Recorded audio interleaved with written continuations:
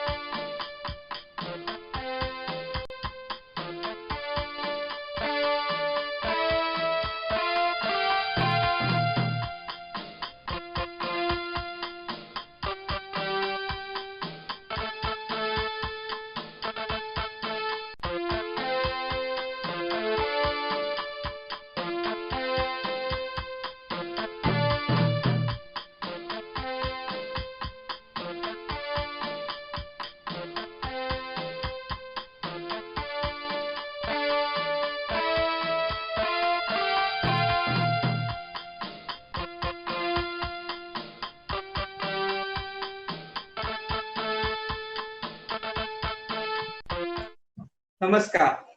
हिंदू जनजागृति समिति द्वारा आयोजित चर्चा हिंदू राष्ट्र की इस विशेष संवाद में मैं श्री चेतन राजहंस आप सभी का हार्दिक स्वागत करता हूँ। जगत गुरु भगवान श्री कृष्ण के प्रति कृतज्ञता पूर्वक नमन कर हम आज की चर्चा हिंदू राष्ट्र की का शुभारंभ करेंगे। हम सब जानते हैं कि पाकिस्तान हो या बांग्लादेश हो, वहां का हिंदू समाप्त हो रहा है। हम पिछले कुछ वर्षों से निरंतर खबरें सुनते आ रहे हैं, पाकिस्तान के पीड़ित हिंदुओं के भारत के पलायन की हो या पाकिस्तानी हिंदू कन्याओं का जबरन विवाह होने की हो। बांग्लादेश में तो और भी गंभीर परिस्थितियां हैं। अंतरराष्ट्रीय मीडिया प्रभावी न होने के कारण वहां के हिंदुओं की दुर्दशा हमें समझ में ही नहीं आती। वहां मंदिरों में स्थित मूर्तियों का भंजन हो, हिंदू महिलाओं पर अत्याचार हो या हिंदुओं की संपत्ति को लूटना हो, यह सारी खबरें वहां की पुलिस हो या मीडिया हो छुपाती है। इसीलिए प्रतिवर्ष पाकिस्तान और बांग्लादेश का हिंदू भारत में पलायन करता है। नरक यातनाएं झेलने वाले पाकिस्तानी और बांग्लादेशी हिंदुओं के लिए हिंदू बहुल भारत ही एकमात्र आधार है। यद्यपि भारतीय कानूनों की जटिलता के कारण उन्हें भारत में भी दुख भरा जीवन यापन करना पड़ता है। ऐसी हिंदुओं की सुविधाओं के लिए केंद्र शासन ने साहसी कदम उठाकर सीएए कानून बनाया, तो भारत के सेकुलरिस्ट, इस्लामिस्ट और कम्युनिस्ट शक्तियों ने उसे विरोध किया। शाहीन बाग का आंदोलन हो, संसद में हंगामा हो, यूनिवर्सिटीज में नारेबाजी हो या हजारों की संख्या में रास्ते पर उतरने वाला भीड़तंत्र हो, हम सब ने इसका अनुभव किया। किसी को पाकिस्तान और बांग्लादेश में समाप्त हो रहे हिंदुओं के संदर्भ में कोई चिंता नहीं है, यही स्पष्ट होता है। इसी उपलक्ष्य में आज हम चर्चा हिंदू राष्ट्र की में पाकिस्तान और बांग्लादेश में समाप्त होता हिंदू इस विषय पर व्यापक चर्चा करेंगे। इसके पूर्व पाकिस्तान में हिंदुओं की दुर्दशा बताने वाला एक चलचित्र अर्थात वीडियो हम सब देखेंगे। हम भी पाकिस्तानी हैं, इधर हमारा हकूक, हमारा इज्जत आबरू का पूरे पाकिस्तान को मिलकर साथ देना चाहिए।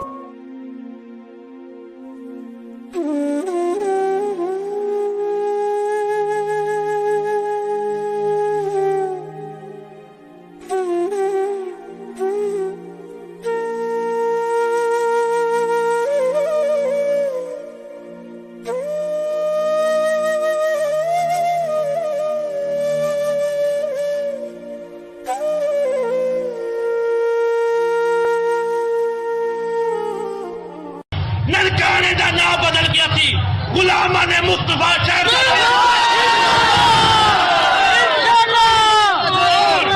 और अगर इन्होंने साढ़े 9 इंच ज्यादती की थी, रब्बे काबा दी कसम इस गुरुद्वारे की खाते मस्जिद बनेगी।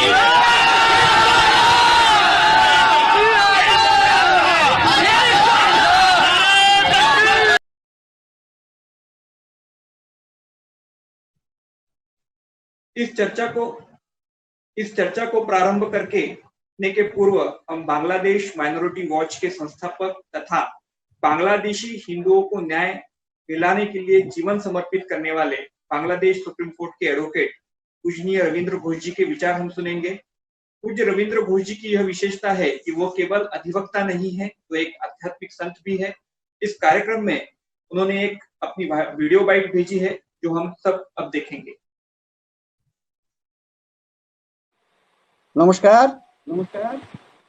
I am speaking Ravindra Ghosh, Bangladesh Minority Watch. I am working for the protection of the rights of the Hindus of Bangladesh since long. You know it better. So nowadays, now the pandemic, COVID-19 is going on throughout the world, and we are experiencing great difficulties in Bangladesh also, because we are suffering, particularly the Hindus now staying in Bangladesh are suffering a lot because atrocities on the Hindus are going on till today, because pandemic 19 is also here and so many people in the meantime died, and we are also still surviving by the grace of Gurudev. And Gurudev ji is also blessing for us, we know it. And as a result, we are in a position to work in Bangladesh, and we are trying to protect the Hindus throughout the country. Now in Bangladesh, percentage of Hindus about 8%, 20%. But in the year 1947, the percentage of Hindus near about 30. Then what is the condition? The condition is that due to atrocity on the Hindus, the minorities here, they are going to other places of the country. Forceful conversion, number one, death, and also murder, and also extortion of money, and fire on the houses, and also temples destruction is going on. And this is happening one after another. Within May, I have supplied some investigative report. During May only, 68 incidents of torture upon the religious minorities took place, and we are still investigating. The police is also trying to help us, but the perpetrator, those who are actually against the minorities, they are trying to evict most of the Hindus from our land. We liberated the country in the year 1970. I am a freedom fighter. But what is happening there? You know it very well that Islam is a state religion, has been incorporated in the constitution of our country. And it has become an Islamic country. Actually, the constitutional right has been infringed. That has been abrogated. Secularism has been abrogated. There is no secularism in our constitution nowadays. Then, due to lack of proper administration, the Hindus are going to any other countries and they are going to be converted to Islam. Some people have got justice. But what is happening after 3 or 4 days? I don't know what will happen, because there is another problem now going on between China and India. This is another problem in our country nowadays. The 92%, 92 or 98%, they are supporting China. They are supporting China. As a result, Indian government, I don't know what they will do, but the atrocities in the meantime is increasing one after another. So it is my humble request to you all to become more pragmatic, to give us some protection. And in the meantime, what happened during pandemic? Serious discrimination against the Hindus are going on. I also request our government, Prime Minister Sheikh Hasina, to come forward to protect our people.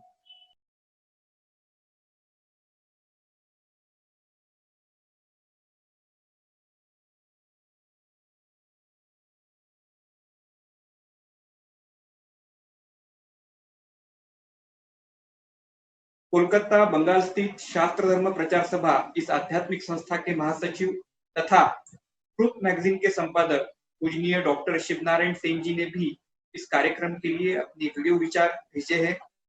शास्त्र धर्म प्रचार सभा ने truth magazine के द्वारा भारत के विभाजन के पूर्व और उत्तर काल में वहां के विशेष रूप में बंगाल प्रांत के उस समय का बृहद बंगाल प्रांत के में जो हिंदुओं पर अत्याचार हो रहे थे उस विषय में आवाज उठाई थी। और आज भी ट्रुथ वही कार्य कर रहा है। लगभग 85 वर्ष से ट्रुथ ने हिंदू समाज की अखंड सेवा की है। शायद ऐसा कोई हिंदू मैगजीन एक ही है वो कि जिसने अभी तक 85 वर्ष हिंदू समाज की सेवा की है। और ये एक दृष्टिकोण से देखा जाए तो श्री हरि की कृपा ही है। हम ट्रुथ के एडिटर पूजनीय शिवनारायण सिंह जी के विचार अब सुनेंगे। बांग्लादेश में हिंदू नर नारियों पर जो भीषण अत्याचार होते आ रहे हैं, उसी प्रसंग में ये कहना है कि मैं कोई विशेष घटना की यहाँ पर व्याख्यान देने का मुझे अवसर नहीं है, समय कम है। आप लोग जी टीवी में, यूट्यूब में, हर जगह पे आपको मिल जाएगी। एनडीटीवी भी आज मजबूर है इस पर प्रकाश करने के लिए। आपको मिलेगा कि कैसे सैकड़ों और हजारों की संख्या में माताओं, हिंदू माताओं, हिंदू बहनों पर अत्याचार हो रहे हैं। उनके ज़मीन हड़प लिए जाते हैं, उनको वहाँ से निकाल दिया जाता है और उन्हें मुसलमान होने पे मजबूर किया जाता है। अभी कुछ दिन पहले, कुछ महीने पहले किसी ने अपने ब्लॉग में लिख दिया, कुछ ईसाई विरोधी, कुछ इस्लाम विरोधी कुछ लिख दिया था। उस पर वहाँ पे बहुत चर्चा हुई। मुसलमान संगठन के जो छात्र संगठन था वो लोग आ गए, वो जमायत इस्लाम के जो छात्र संगठन है वो लोग आए और उन्होंने बहुत तोड़फोड़ की। 100 मकानों को उन्होंने विध्वंस कर दिया, लूटपाट कर लिया हिंदुओं का। 15 मंदिर तोड़ दिए। ऐसी घटनाएं एक नहीं अनेकों होते आ रहे हैं। पृथ्वी में, विशेषतः भारतवर्ष में अब तक करीब 100 करोड़ हिंदुओं को मुसलमान और ईसाई में धर्मांतरण कर दिया गया है और ये सिलसिला आज भी चालू है। जब तक हमारी जनता, जो हिंदू जनता है भारतवर्ष में, वो सोती रहेगी और वो इसके लिए आवाज़ नहीं उठाएगी, नारा नहीं लगाएगी, तब तक वहाँ पे भी इसी तरह का हिंदुओं की उपेक्षा और उन पर अत्याचार चलता रहेगा। अभी हाल में आर्टिकल 370 बना है, उसमें कम से कम यह स्वीकृत है कि जो वहाँ से भाग के आए हैं, जो रेफ्यूजी हैं, उनको कम से कम भारत में उनको अपनाया जाएगा।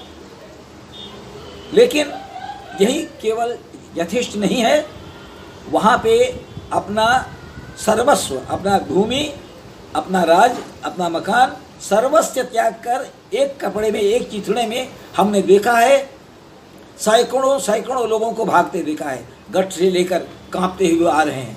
ये एक दिन की बात नहीं है। अभी जब हजरतबाल की बात है, हजरतबाल चोरी हो गया कश्मीर में, तो खुलना में राइट हो गया।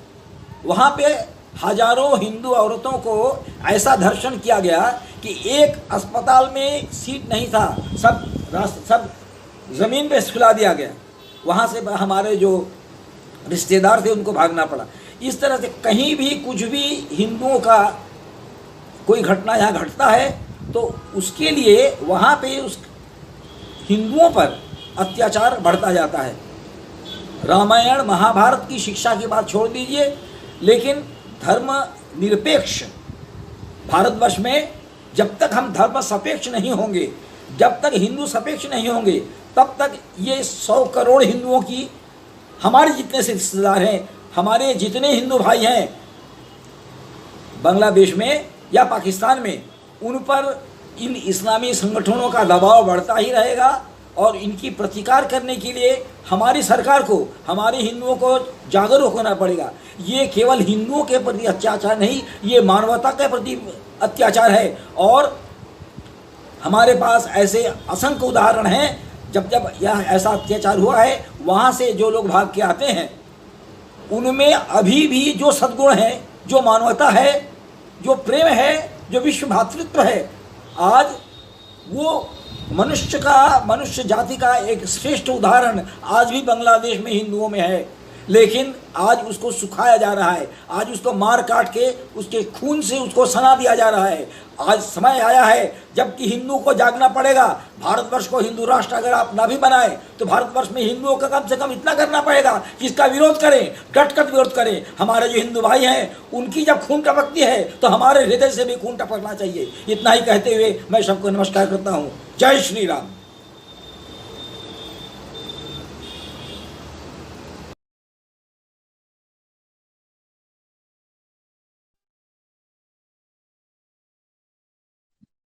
तो आइए चर्चा हिंदू राष्ट्र की में पाकिस्तान और बांग्लादेश में समाप्त होता हिंदू, इस विषय पर हम व्यापक चर्चा करेंगे। और इस चर्चा के लिए हमारे साथ देश के अनेक मान्यवर आज उपस्थित हैं। हमारे साथ भारत सेवाश्रम संघ के स्वामी प्रदीप्तानंद महाराज जी जुड़े हैं। आप मुर्शिदाबाद बंगाल से है। हिंदुओं के अन्याय के विरुद्ध वैचारिक संघर्ष करने वाले एक योद्धा संत है आप। भारत सेवाश्रम संघ बंगाल में सर्वप्रथम हिंदुओं के लिए स्थापित हुआ था। आज भी बांग्लादेश में उसका कार्य चल रहा है। हिंदू समाज के लिए भारत सेवाश्रम संघ ने किए हुए कार्य के संदर्भ में कितनी भी कृतज्ञता व्यक्त करे उतनी कम है।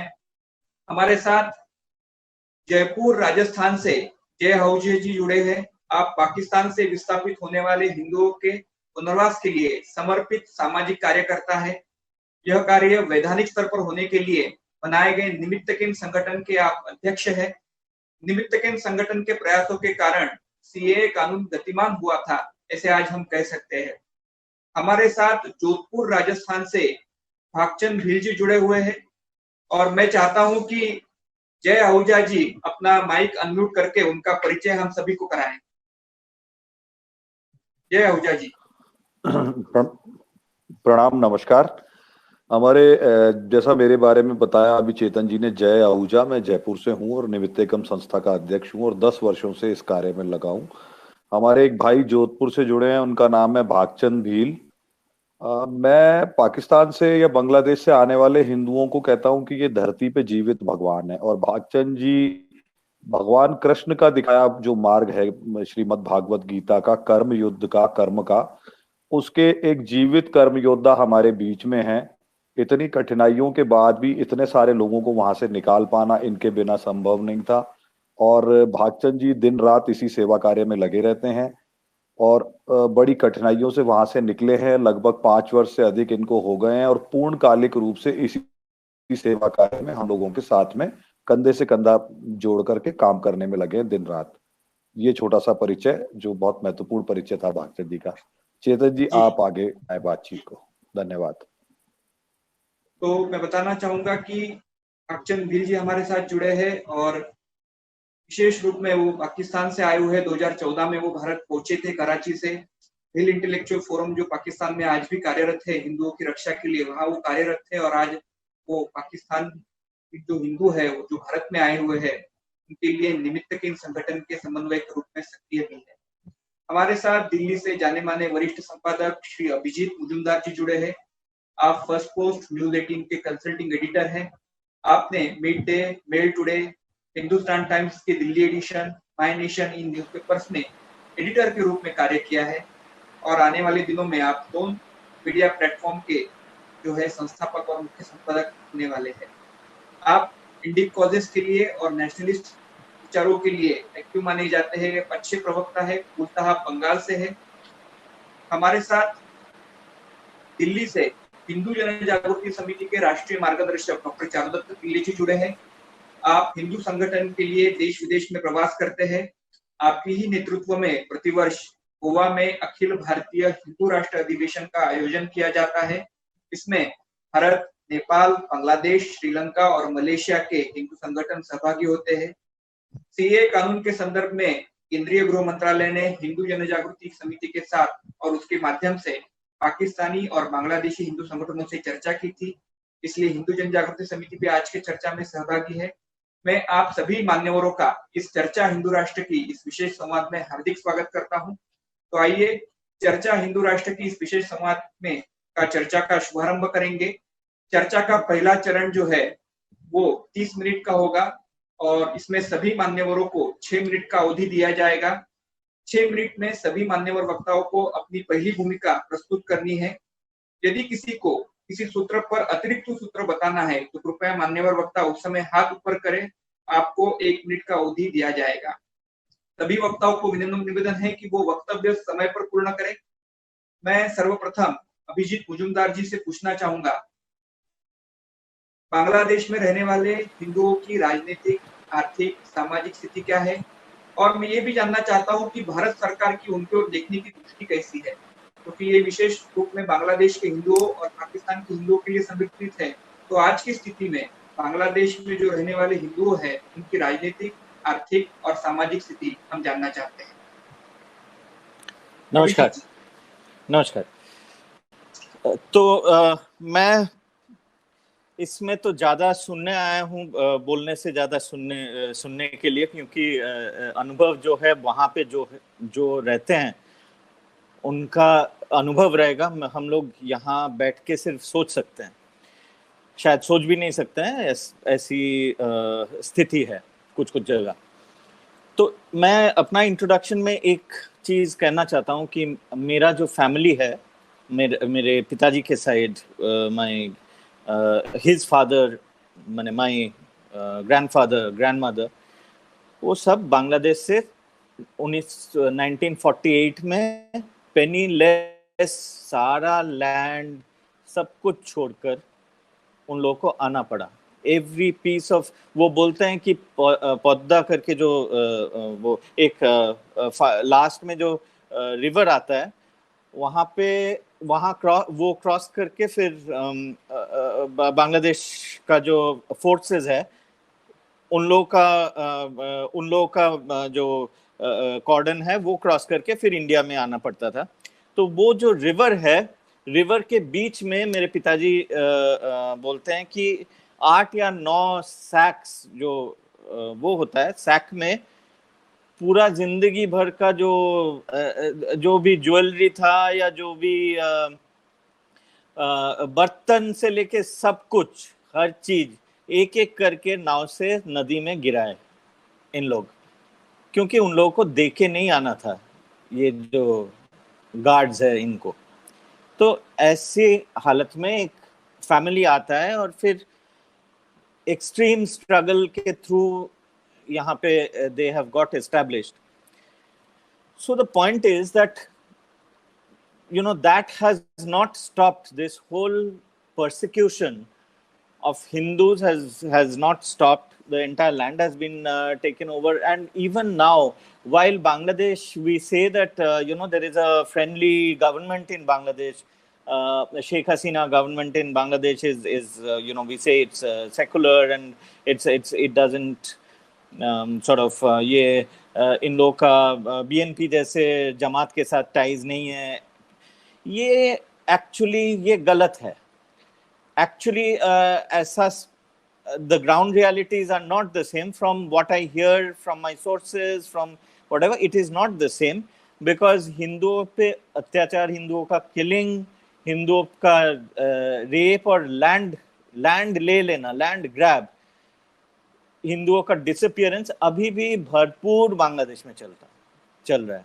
और ये हसीना सरकार के, you know, while Sheikh Hasina is in power, who is supposed to be friendly towards India and, you know, comparatively less this thing, लेकिन यही सरकार का, यही आवामी लीग का जो छात्र लीग है, वही ये परसिक्यूशन, ये निर्यातन वही करते हैं, वही लोग करते हैं. तो ये लगातार ये चलते आ रहा है, अभी भी चलते आ रहा है. पाकिस्तान का तो यू नो रिपोर्ट्स हम लोग सब पढ़ते हैं, और जो रह चुके हैं वहां पे, you know, they have gone through that nightmare, और जो रहते हैं they go through that nightmare daily. तो ये जो है, और ऐसा नहीं है कि another thing about Bangladesh is that it is not that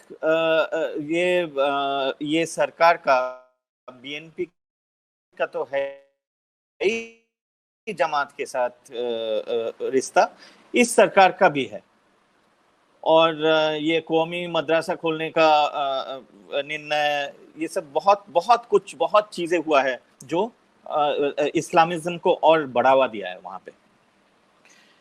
Now, I will make a very simple point to whoever, you know, आप लोग हमसे बहुत ज़्यादा एक्सपीरियंस है आप लोगों का, लेकिन मेरा जो 2-3 जो सजेशन है, उसमें से एक है कि 3-4 स्टेप में करना चाहिए हम लोग को. ये जो ऑर्गेनाइजेशंस है, इनको एक्ट करना चाहिए. एक फर्स्ट स्टेप है networking and organising.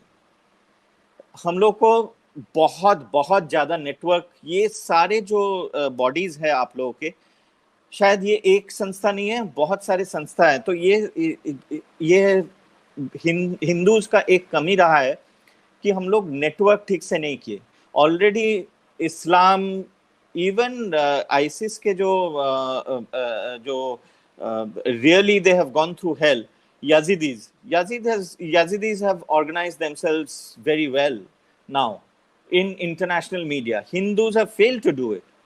So it is time that Hindus network with the Indian government, with foreign governments, with Hindu influencers, जो सोशल मीडिया या मेन स्ट्रीम मीडिया में इन्फ्लुएंस करते हैं, जो वॉइसेस, जो सिंपैथेटिक वॉइसेस है, उन लोगों के साथ नेटवर्क करना, फॉरेन मीडिया में इनरोड्स बनाना, जाके अपना स्टोरी बताना. ये आसान काम नहीं है, क्योंकि उन लोग सुनते ही नहीं है. पहले तो they are not interested in Hindu issues. They, you know, the narrative has been built there, you know, through funding and other ways.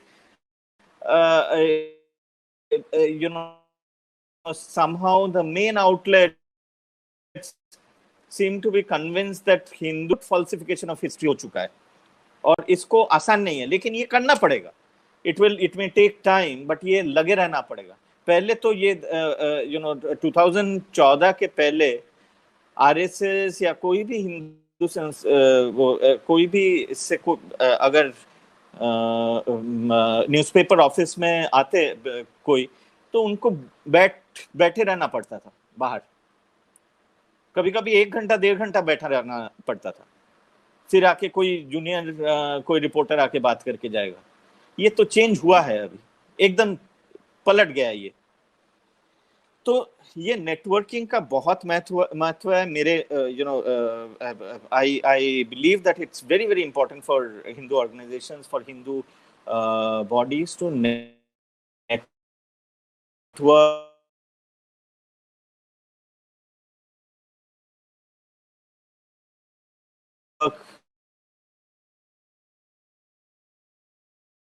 Hindu activists to constant also जो कहेगा, I'm sure there are voices जिस पे काम करना चाहिए, और इसके बाद कोलैबोरेट करना है। Local lots of Hindu bodies are there, उन लोगों के साथ अगर कोलैबोरेट करके हम लोग काम करेंगे तो मैंने ईगो थोड़ा ड्रॉप करके बैकग्राउंड में रख के अगर कोलैबोरेट कर सकते हैं तो वो बेस्ट है। बड़ा हिंदू ऑर्गेनाइजेशंस जो है उन लोगों के साथ भी कोलैबोरेट करना, एक कॉमन अम्ब्रेला बनाना, और इवन नॉन हिंदू ग्रुप्स जो है, ये जगह पे मैं जस्ट आधा मिनट का एक्सटेंशन चाहता हूं कि नॉन हिंदू ग्रुप्स जो है उन लोगों के साथ भी कोलैबोरेट करना चाहिए, जो कहीं से there might be sympathies. And the third point and the last point is, through all this one has to highlight the stories. Stories are the only thing, stories are things that human beings understand the best. ये story अगर हम लोग ठीक से बोल पाएंगे तो we will start winning this battle. तो ये ऑर्गेनाइज करके कोलैबोरेट करके हम लोग को ये स्टोरी बताना है और ये हाईलाइट करना है हर लेवल पे। मेरा इतना ही कहना है ओपनिंग रिमार्क्स में। बस बहुत ही अभिजीत जी ने महत्वपूर्ण सूत्र हमारे पास बताए और अच्छी सूचनाएं भी यहाँ की। मैं स्वामी परिचितानंद महाराज जी के पास जाना चाहूंगा। भारत सेवाश्रम संघ के आप एक योद्धा संत है और हम सबको पता है कि भारत सेवाश्रम संघ पूरे विश्व में हिंदू समाज की सेवा कर रहा है। उसी प्रकार से वो बांग्लादेश में भी प्रणव मठ के नाम से जाना जाता है। भारत सेवाश्रम संघ के माध्यम से वहां का, बांग्लादेश का हिंदू संगठित है। हम आपसे महाराज जी जानना चाहते हैं कि प्रणव मठ का वहां का कार्य क्या है, वहां के हिंदुओं की स्थिति के विषय में आपसे हम जानना चाहते हैं। महाराज जी कृपया माइक अनम्यूट करके आप बोलने का प्रयास करें। स्वामी जी नमस्ते। भारत सेवाश्रम संघ के संस्थापक स्वामी प्रणवानंद जी महाराज सबसे पहले हिंदू मिलन मंदिर,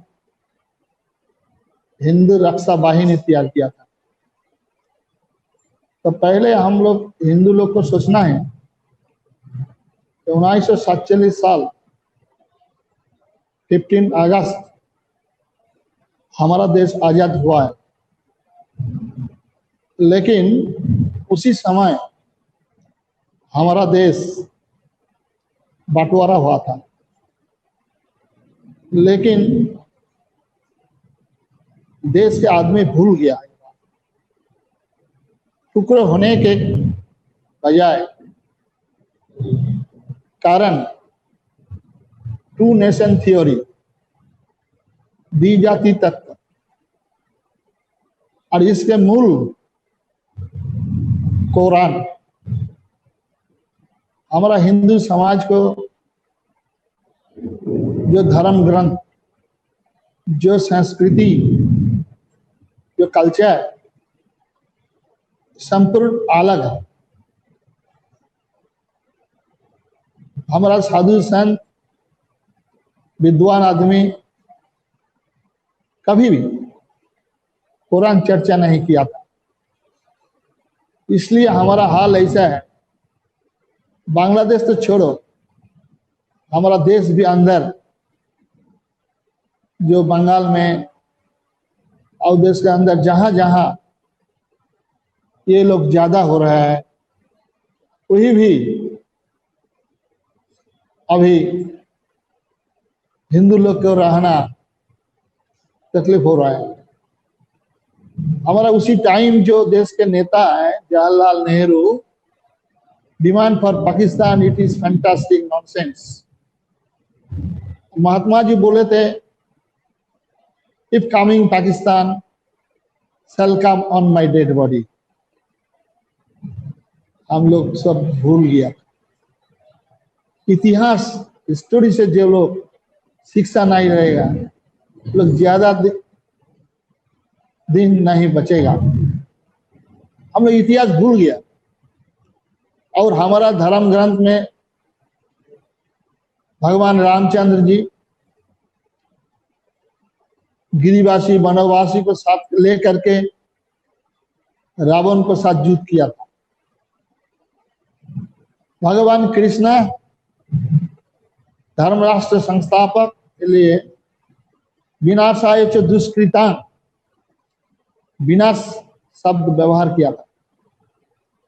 हम लोग को सिखाया गया महाभारत में अहिंसा परम धर्म, लेकिन उसका नीचे श्लोक भी है हिंसा ही धर्म सही। धर्म रक्षा के लिए हिंसा कोई अधर्म नहीं है। हमारा देश में अभी बांग्लादेश में अभी तक पहले हिंदू जनसंख्या जो था पहले 69 मेंबर था, अभी 5 मेंबर्स आ गया। इसके कारण 3 करोड़ से अभी 55 लाख हो गया। सोचना चाहिए। इसीलिए हमारा देश में एक निशान, एक विधान, एक प्रधान, जो डॉक्टर श्यामा प्रसाद मुखर्जी स्लोगन किया था, स्लोगन अभी सारा देश में होना चाहिए। के बाद इसी टाइम हमारा देश के प्रधानमंत्री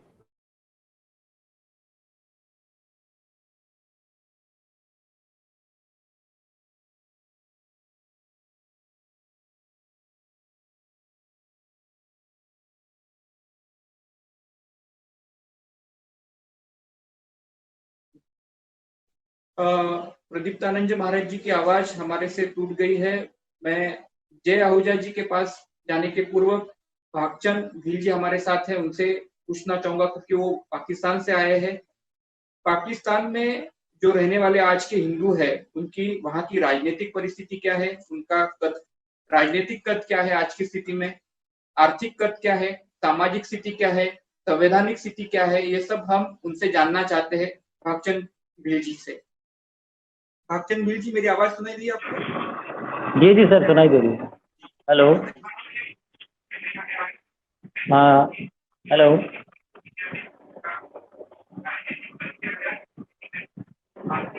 नमस्कार। आपकी आवाज आ रही है भागचंद जी, आप बोलिए। ठीक है सर, सभी का स्वागत है, संतों का, सभी का। तो सबसे पहले तो मैं यही कहना चाहूँगा, मैं खुद एक शरणार्थी हूँ। जस्ट 2014 में यहाँ आया हूँ पाकिस्तान से, और मेरा जो निवास, मेरा रेजिडेंस कराची में था सर,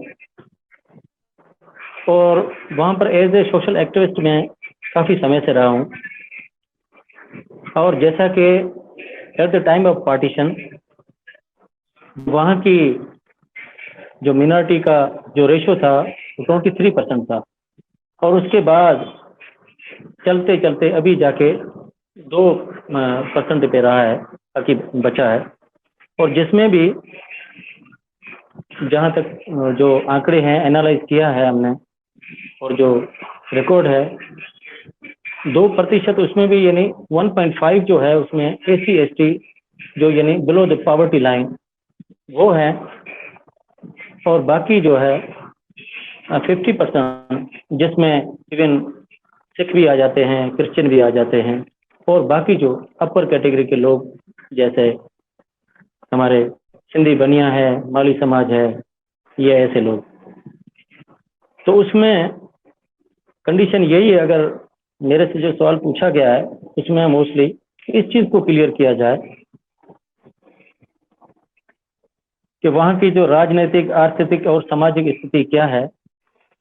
तो मैं एक दावे के साथ कहना चाहता हूँ सर कि पाकिस्तान टू नेशन थ्योरी पे जो बना है उसमें सिर्फ यही है, हमने भी पढ़ा है, वो इस्लामियात वगैरह सारे प्रोसेस में हमने जो प्राइमरी एजुकेशन भी पढ़ी है, तो उसमें यही लिखा गया था भाई जहाँ पर जो है मेजोरिटी के साथ जो कौमें रह रही है मजहब के हिसाब से, उसी हिसाब से ही ये कंट्रीज जो बनाई गई, और यहाँ पर मुस्लिम की मेजोरिटी थी उसको पाकिस्तान घोषित कर दिया गया, पाकिस्तान के हिस्से में आ गया। और जिस कबीलों से मैं बिलोंग करता हूँ वो यानी कि ट्राइबल कैटेगरी है, जो हमेशा खेत खलिहानों में काम करना और इस तरह की लेबर मजदूरी काम करना। और हेलो, आवाज आ रही है? आपकी आवाज आ रही है? आ रही है भागचंद जी, आवाज बोलिए। जी जी सर। हाँ, तो वहां पर सिर्फ जो अपर कैटेगरी के लोग हैं, जो सिर्फ यानी कि मेरे ख्याल से 10% है, उन्हीं को यानी कि जो नुमाइंदगी दी जाती है, ऐवानों में भी वही रहते हैं। और वहाँ पे एक पाकिस्तान जो है हिंदू काउंसिल है, जो भी एक फोरम है जो यानी इंटरनेशनल लेवल पर सिर्फ पाकिस्तान की छवि को यानी उसको बेहतर बनाने के लिए बयानबाजी करना और इंटरनेशनल मीडिया पे फोकस करना और जो भी चीज़ें हैं उनको पॉजिटिव वे में दिखाना, उसी का सिर्फ यही काम है। और उसमें सिर्फ जो पाकिस्तान यानी पाकिस्तान गवर्नमेंट से जो सिलेक्टेड लोग हैं वही उनको यानी कि पेइंग पर्सन है, जो हमेशा यानी कि इंटरनेशनल मीडिया पे बोलते रहते हैं। बाकी इंटरनली जो अंदरूनी सिंध में क्या हो रहा है, यानी मोस्ट ऑफ जो है मेजॉरिटी है वो SC/ST के लोग हैं, तो उनको ना तो नुमाइंदगी दी जाती है, ना को उनको प्रेजेंट करने का मौका दिया जाता है। तो बहुत ही सीरियस कंडीशन है वहाँ लोगों की। उसमें आप सोशल हिसाब से आप क्या देखेंगे कि लोगों के पास इतना कोई सिस्टम भी नहीं है जो बेचारे उन हाई लेवल के सिस्टम को अप्रोच कर सकें और उनकी आवाज़ें जो ऐवानों तक पहुँचे, और यानी जो प्रताड़ित लोग हैं उनके हक के लिए वो अपनी आवाज़ बुलंद कर सकें। एक तो ये, और दूसरा आर्थिक स्थिति का हवाला अगर लें तो उसमें सबसे ज़्यादा जो मेजॉरिटी है वो उसमें हमारे जो सिंधी कौम है, यानी सिंधी बनी है, जो मोस्टली तो 1947 में यहाँ आ गए थे। और बाकी जो कुछ रहे हैं तो वो यूं समझे कि उनके साथ उनको कंप्रोमाइज करके ही रहना पड़ रहा है। बाकी तो इंडिया आ गए और उससे भी ज़्यादा जो मुस्लिम फॉरेन कंट्रीज में चले गए, उनके आधे परिवार वहाँ पाकिस्तान में जो एट द प्रेजेंट सिर्फ एक बिजनेस पर्पज के हिसाब से, और बाकी उनके जो बच्चे वगैरह वो सारे मोस्टली जो फॉरेन कंट्रीज में। तो वो लोग इस तरह को एक पूरे सिस्टम को रिप्रेजेंट कर रहे हैं। आप अभी अंदाजा लगाइए, बाकी जो प्रताड़ित लोग हैं जो यानी अंदरूनी सिंध में यानी हाई लेवल का जो रेशो है सिर्फ अंदरूनी सिंध में है, और कुछ पंजाब में भी है, रहीम यार खान में भी है। तो यानी कि आए दिन तकलीफें झेल रहे हैं, लेकिन उनको रिप्रेजेंट करने वाला कोई है नहीं। तो इस तरह की सिचुएशन है। बाकी अभी जो यानी PTI में लाल माली है, MLA है, उमरकोट से है, उनको भी मैं हालांकि बड़ी स्ट्रगल कर रहे हैं। अभी भी इस्लामाबाद में एक मंदिर की नींव रखी है और इंटरनेशनल लेवल पे उसको दिखाने की कोशिश कर भी रहे हैं। लेकिन मैं तो पहले ये कहता हूँ, पहले अपना उमरकोट का जो मंदिर है पहले उसको तो सही तरह से आबाद करो, उसकी अगर सही तरह से देखभाली होनी चाहिए। और मिट्टी है पूरा एरिया,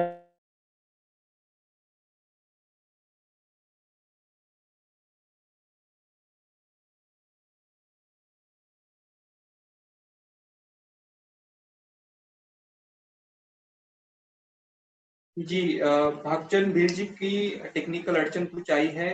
मैं जय आहूजा जी के पास जाना चाहूंगा। आहूजा जी, आप निमित्त केंद्र संगठन के माध्यम से शरणागत पाकिस्तानी हिंदुओं के लिए समर्पित है। जब वहां से हिंदू भागकर आता है तो उसकी मानसिक स्थिति कैसी होती है? वहां के उत्पीड़न के कुछ अनुभव भी निश्चित ही आपने जो सुने होंगे वो भयानक होंगे, भीषण होंगे, क्योंकि कोई भी देश सीमा पार करता है अपना भागकर जाता है तो ये कोई आसान बात नहीं होती है। तो मैं जानना चाहता हूँ, आप उस क्षेत्र में उन हिंदुओं के साथ काम कर रहे हैं, उनके अनुभव क्या है, कृपया बताएं। आहूजा जी। जी जी चेतन जी, प्रणाम सभी को। चरण स्पर्श बड़ों को, गुरु जी पिघले जी बैठे हैं उनको भी चरण स्पर्श, महाराज जी को साष्टांग दंडवत प्रणाम। जैसा आपने बताया चेतन जी कि उन लोगों की मनस्थिति क्या होती है, तो आप ये देखिए कि हम, आप और हम किसी भी जगह पे अपना घर, परिवार, समाज के बीच में रहते हैं। यदि कोई हमें हमारे ही नगर में कह दे कि अब आपको यहाँ से 5 कोस दूर, 3 कोस दूर जाके रहना है और आपको आज के आज अपना घर छोड़ना पड़ेगा, तो हमसे तो अपनी कॉलोनी, अपना मोहल्ला नहीं छूटता। तो जो लोग देश छोड़ के आ रहे हैं, जहाँ पे उनका जन्म हुआ, जहाँ पे वो पले बड़े, जहाँ उनके नातेदार है, परिवार है, समस्त समाज है, उन लोगों को सबको छोड़ करके किसी व्यक्ति के लिए आना कितनी हृदय विदारक और कितनी कठिनाईपूर्ण परिस्थिति होती होगी कि किसी व्यक्ति को अपना जन्मभूमि और अपना देश छोड़ना पड़ रहा है। मैं आपको बताऊं, एक हमने विस्थापित हिंदू सम्मेलन किया था जयपुर में। उसमें एक, उनको मैं प्यार से दादा बोलता हूं, बड़े हैं आयु में, तो वो जयपुर आए थे और जब कार्यक्रम समाप्त हो गया तो वो एक दिन और रुक गए यहाँ पे मेरे आग्रह पे। तो एक दिन मैं, मेरे भोजनालय में, मेरा एक भोजनालय भी है छोटा सा जयपुर में, मैं उनको खाना खिलाने साथ में ले गया कार्यक्रम के बाद में। मैंने कहा चलो आज हम दोनों बैठ के बात करेंगे। तो मैंने उनसे कहा कि दादा आप क्यों आए? तो वो बोले कि मत पूछो जय। मैंने कहा नहीं दादा, अब आप आए हो, अपन बैठे हैं, अब तो आप और मैं ही हैं, कोई बहुत सारे लोग भी नहीं है, हम दोनों ही तो बात कर रहे हैं, तो कृपया बताइए। तो उनकी आंखों से चेतन जी झरझर करके आंसू बहने लगे बस इतना कहते ही। तो मैंने उनको बड़ा संभाला, उनको कहा कि आप ऐसे मत कीजिए, आपका मन नहीं है तो मत बताइए। बोले नहीं, तुम भी मेरे बच्चे जैसे हो, अब तुमने पूछा है तो मैं बताता हूँ। उन्होंने बताया कि वो 2008 में भारत आए थे।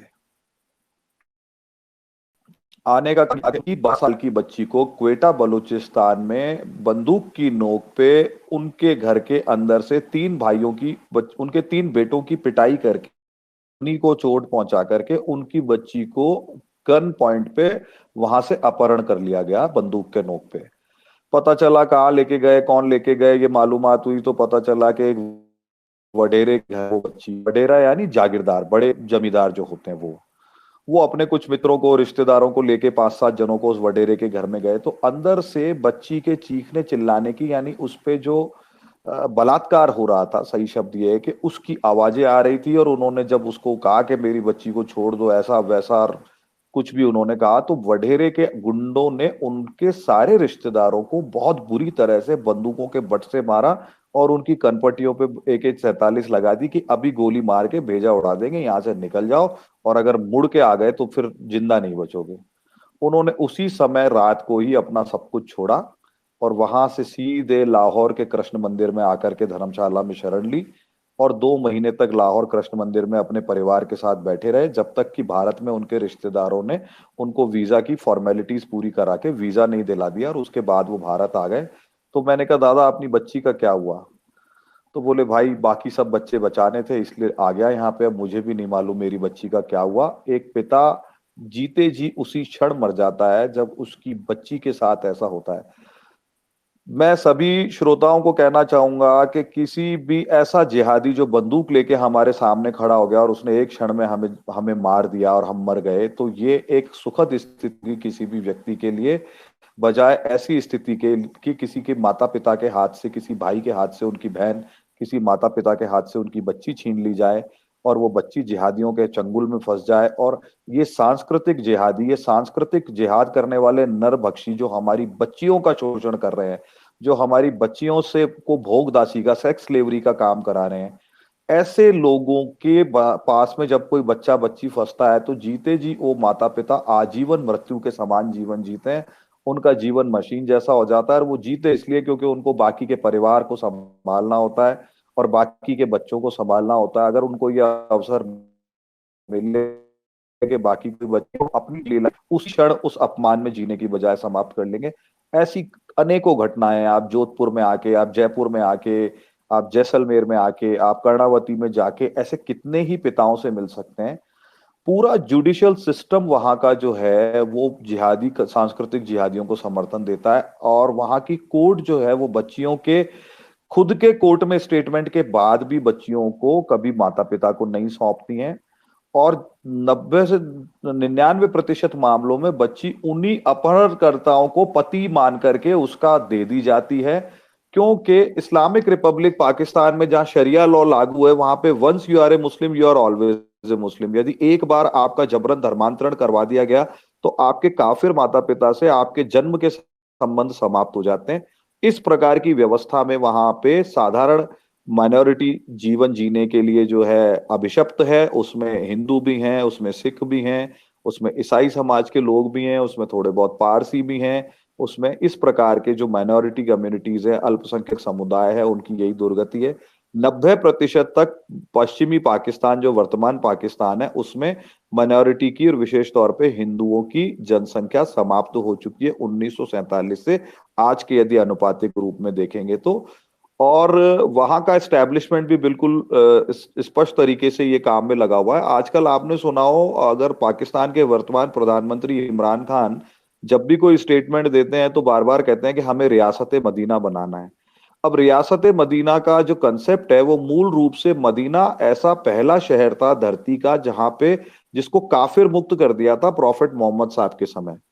चाहे मास स्लॉटिंग करके, सभी की सामूहिक हत्याएं करके, या जबरन धर्मांतरण करा के, मदीना दुनिया का पहला ऐसा नगर था धरती का जिसको काफिर मुक्त कर दिया गया था। तो जहां का प्रधानमंत्री अपनी जनता को और अपने एस्टेब्लिशमेंट को और इस प्रकार के सांस्कृतिक जिहादियों को खुली छूट देता है और वो कहता है हमें रियासत मदीना बनाना है, तो रियासत मदीना का अर्थ यही है कि उनका स्पष्ट मत है कि पाकिस्तान को अब काफिर मुक्त बनाना है, और काफिर मुक्त बनाने के लिए जितने भी यत्न और प्रयत्न करने हैं उसके लिए जनता को भी खुली छूट है, सांस्कृतिक जिहादियों को भी खुली छूट है। और वहां का जो एस्टेब्लिशमेंट है, वहां की जो पुलिस है, वहां की जो जुडिशरी है, वहां का जो बाकी व्यवस्था है, वहां के जो राजनीतिक लोग हैं, वहां के जो गुंडे बदमाश हैं, सभी को स्वतंत्र फ्री हैंड दे दिया गया है पाकिस्तान को काफिर मुक्त बनाने के लिए।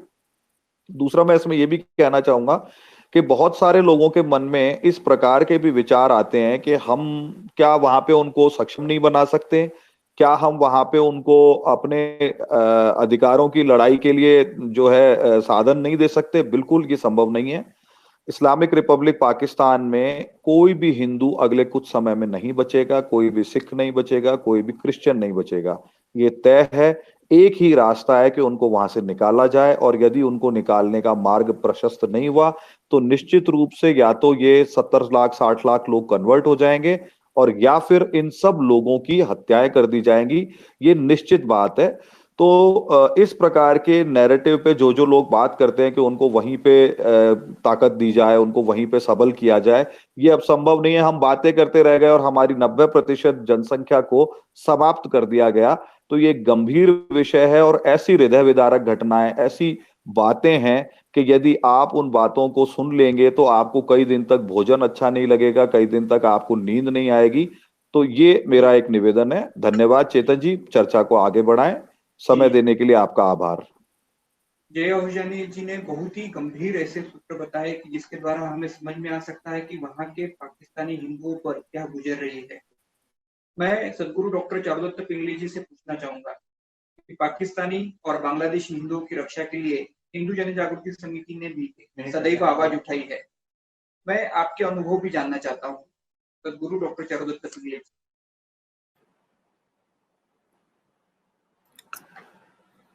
आप सभी को नमस्कार। स्वामी जी के चरणों में साष्टांग दंडवत। पाकिस्तान और बांग्लादेश के जो हमारे हिंदू बंधुओं ने जो अत्याचार, जो नरक यातनाएं सहन की है, वो अत्यंत हृदयभंग, वेदनादायी है। आज के समय में भी अपने इस सनातन धर्म एवं अपने सनातन संस्कारों को बचाने के लिए अपनी प्रियतम मातृभूमि तो है, परंतु उसकी धर्म की रक्षा के लिए उनको त्याग करने के लिए बाध्य हुए। अपनी संपत्ति, घरदार, व्यापार, इन सब का जो त्याग करने वाले मेरे पाकिस्तान और बांग्लादेश से जो आए हुए मेरे हिंदू भाई है, उनको सर्वप्रथम मैं हृदय से नमन करता हूं। और जो आज भी पाकिस्तान और बांग्लादेश में हिंदू बनकर वहां की नरक यातना भुगत ही रहे हैं और अनेक धर्मांतरण करने का प्रलोभन है, डर है, दहशत है, ऐसी भी परिस्थिति में स्वाभिमानी जीवन यापन करने वाले मेरे वहां के जो बंधु हैं, उनको भी प्रणाम करता हूँ और उनको विनती करता हूँ कि अगर वे भारत में आते हैं और अपनी जीवन की सुरक्षा करते हैं तो हम दोबारा एक नया कार्य खड़ा कर सकते हैं। धर्म के लिए सर्वस्व का त्याग करना एक अत्यंत विलक्षण बात है और वो आज के समय में भी हो रही है, यह भी अच्छी बात है। परंतु दुख की यह बात है कि एक जिहादी आतंकवादियों के अत्याचारों के कारण वह हमको करना पड़ रहा है, यह दुखदायी बात है। पाकिस्तान और बांग्लादेश में हिंदू भाइयों ने जो कुछ भुगता है और वो आज जो कुछ भुगत रहे हैं, इसके संदर्भ में हमने प्रयास जरूर किए हैं, परंतु वो बहुत अत्यल्प है, ऐसे मुझे लगता है। वर्ष 2002 में हिंदू जन जागृति समिति का गठन हुआ था। उस समय बांग्लादेश के हिंदुओं पर हो रहे अत्याचारों का एक जो छायाचित्र का जो एक प्रदर्शन था, वो फैक्ट संस्था ने बनाया था, फाइटिंग अगेंस्ट कंटिन्यूइंग टेररिज्म। तो इस संस्था ने ये जो प्रदर्शनी बनाई थी, उसको भारत के विविध क्षेत्रों में, विविध कोने में ले जाकर जनता के सामने हमारे हिंदू भाइयों की जो व्यथा है, बांग्लादेश में जो उन पर अत्याचार हो रहे हैं, वो हमने समाज के सामने रखने का प्रयास किया था। करीब करीब 1000 जगह या उससे अधिक स्थानों पर हमने यह प्रदर्शनी लगाई और उसके माध्यम से सबसे पहले तो भारत के हिंदू भाइयों को हमने जागरूक करने का प्रयास किया कि बांग्लादेश में हमारे हिंदू भाइयों की स्थिति क्या है, उन पर अत्याचार क्या हो रहे हैं। उसके साथ ही पिछले वर्ष जब प्रयागराज कुंभ में, जो पूरे हिंदुओं का, विश्व का एक सबसे बड़ा धार्मिक एकत्रीकरण है, धार्मिक यात्रा है, वहीं पर भी हमने प्रदर्शन लगाया था। कश्मीरी हिंदुओं पर अत्याचार हो या बांग्लादेशी हमारे भाइयों पर अत्याचार हो, उन सबकी व्यथा को हमारे संत समाज और पूरे भारत से आने वाले हमारे हिंदू बांधवों के सामने हमने रखने का प्रयास किया और लगभग 2 लाख से अधिक हमारे हिंदू भाइयों ने उसको देखा, अपनी वेदना व्यक्त किया और सबसे महत्व की यही प्रतिक्रिया उन्होंने व्यक्त किया कि इतना कुछ चाहे कश्मीर में हो, बांग्लादेश में हो या जो पाकिस्तान में भी हो रहा है, इसके बारे में भारत में किसी को कुछ पता नहीं था। यह एक बड़ी विडंबना की बात थी और ये सब देखकर लोग आश्चर्यचकित और दुखी होकर प्रदर्शन के बाहर निकल रहे थे। तो 17 वर्ष का अनुभव हमें यही सिखाता है कि इस विषय में हम भारत में कितने भी हिंदुओं की जागृति करें, वह कमी है और इसके संदर्भ में अभी भी संपूर्ण भारत में जागृति करना हमें आवश्यक है। हमारी संस्था की ओर से पाकिस्तान और बांग्लादेश के बंधुओं को बर्तन, वस्त्र, कंबल इत्यादि उपक्रम बांटने का उपक्रम हमने किया है दिल्ली और कोलकाता में, पर एक बहुत छोटा सा प्रयास था और हमारे प्रयासों की कमी जानकर हमने 2013 से राष्ट्रीय हिंदू आंदोलन के माध्यम से इस विषय को लगातार भारत के 50 स्थानों पर करके एक सरकारी, प्रशासकीय और सामाजिक तौर पर हमने जागृति का प्रयास किया। 2014 में हमने बांग्लादेश की दूतावास के सामने आंदोलन करने पर बांग्लादेश के पूज्य एडवोकेट रविंद्र घोष जी को सुरक्षा देने का निर्णय बांग्लादेश सरकार ने लिया था। इसका हमें पत्रोपचार भी प्राप्त हुआ था। केंद्र शासन के संदर्भ में जो विस्थापित हिंदुओं के संदर्भ में जो केंद्र स्तरीय बैठक का आयोजन किया था, उसमें हिंदू जन जागृति समिति को भी आमंत्रित किया था और पाक से भारत में आए शरणार्थियों को भारतीय नागरिकता मिलनी चाहिए, ऐसी भूमिका हमने रखा था। उसमें बांग्लादेशी हिंदुओं का उल्लेख नहीं था, उनको भी यह मिले, ऐसे हमने जब ज्ञापन दिया तो अभी ये जो सीएए का कानून बना है तो उसमें दोनों को प्रतिनिधित्व मिला है। और सबसे महत्व का जो बात है कि हमने जो अखिल भारतीय हिंदू अधिवेशन का एक व्यासपीठ उपलब्ध किया था, उसमें बांग्लादेश है या अन्य यहाँ के हमारे भाइयों को हमने बुलाया और उनकी व्यथा और स्थिति भारत के 250 संगठनों के सामने रखकर पूरे भारत के सामने और विश्व के सामने रखने का प्रयास किया। हमारे प्रयास मैं बता तो रहा हूं, मगर समस्या के तुलना में अगर समस्या पहाड़ जैसी है तो प्रयास हमारे राई जैसे है, ये हम मान्य करते हैं। इतना ही था चेतन जी। जी, चर्चा के दूसरे राउंड में हम प्रवेश करेंगे। इस राउंड में हर मान्यवर वक्ता को कुल 4 मिनट का अवधि होगा। सर्वप्रथम मैं अभिजीत मुजुमदार जी से पूछना चाहूंगा। अभिजीत जी, भारत सरकार ने सीएए कानून बनाकर एक साहसी कदम उठाया है। यद्यपि बांग्लादेश में जो प्रतिदिन अत्याचार हिंदुओं के साथ हो रहे हैं, उसके संदर्भ में भारत शासन या बांग्लादेश का जो भारतीय दूतावास है वो कहीं ना कहीं निष्क्रिय है, ऐसा आरोप किया जाता है। यह भी आरोप होता है कि बांग्लादेशी सरकार ने मित्रवत संबंध रखने के कारण भारत की जो फॉरेन पॉलिसी है, जो वहां के सरकार से मित्रवत संबंध रखने की इच्छा रखती है, तो इसीलिए भारत के जो हिंदुओं पर जो अत्याचार हो रहे हैं उसमें भारत सरकार बहुत बड़ी भूमिका नहीं निभाता है। हम जानना चाहते हैं क्या है इसमें सच्चाई और भारत की फॉरेन पॉलिसी बांग्लादेश के संदर्भ में क्या है। अभिजीत करके बोलेंगे। देखिए, इसमें तो सच्चाई है, ये ऐसा नहीं है कि ये सच है। At least most part of what you said is true, because we have a very tough choice in Bangladesh. who हम लोग किसको, कौन से सरकार को हम लोग सपोर्ट करें। we have two choices, एक तो शेख हसीना या खालिदा जिया। Now one is, if you look at it, neither of them are good for Hindus per se. तो इस स्थिति में it is very difficult to the other option would be a military rule, which again may not go in our favor. But from my information, India is looking at identifying leaders in Bangladesh who will be anti-Islamist, who will be friendlier to us.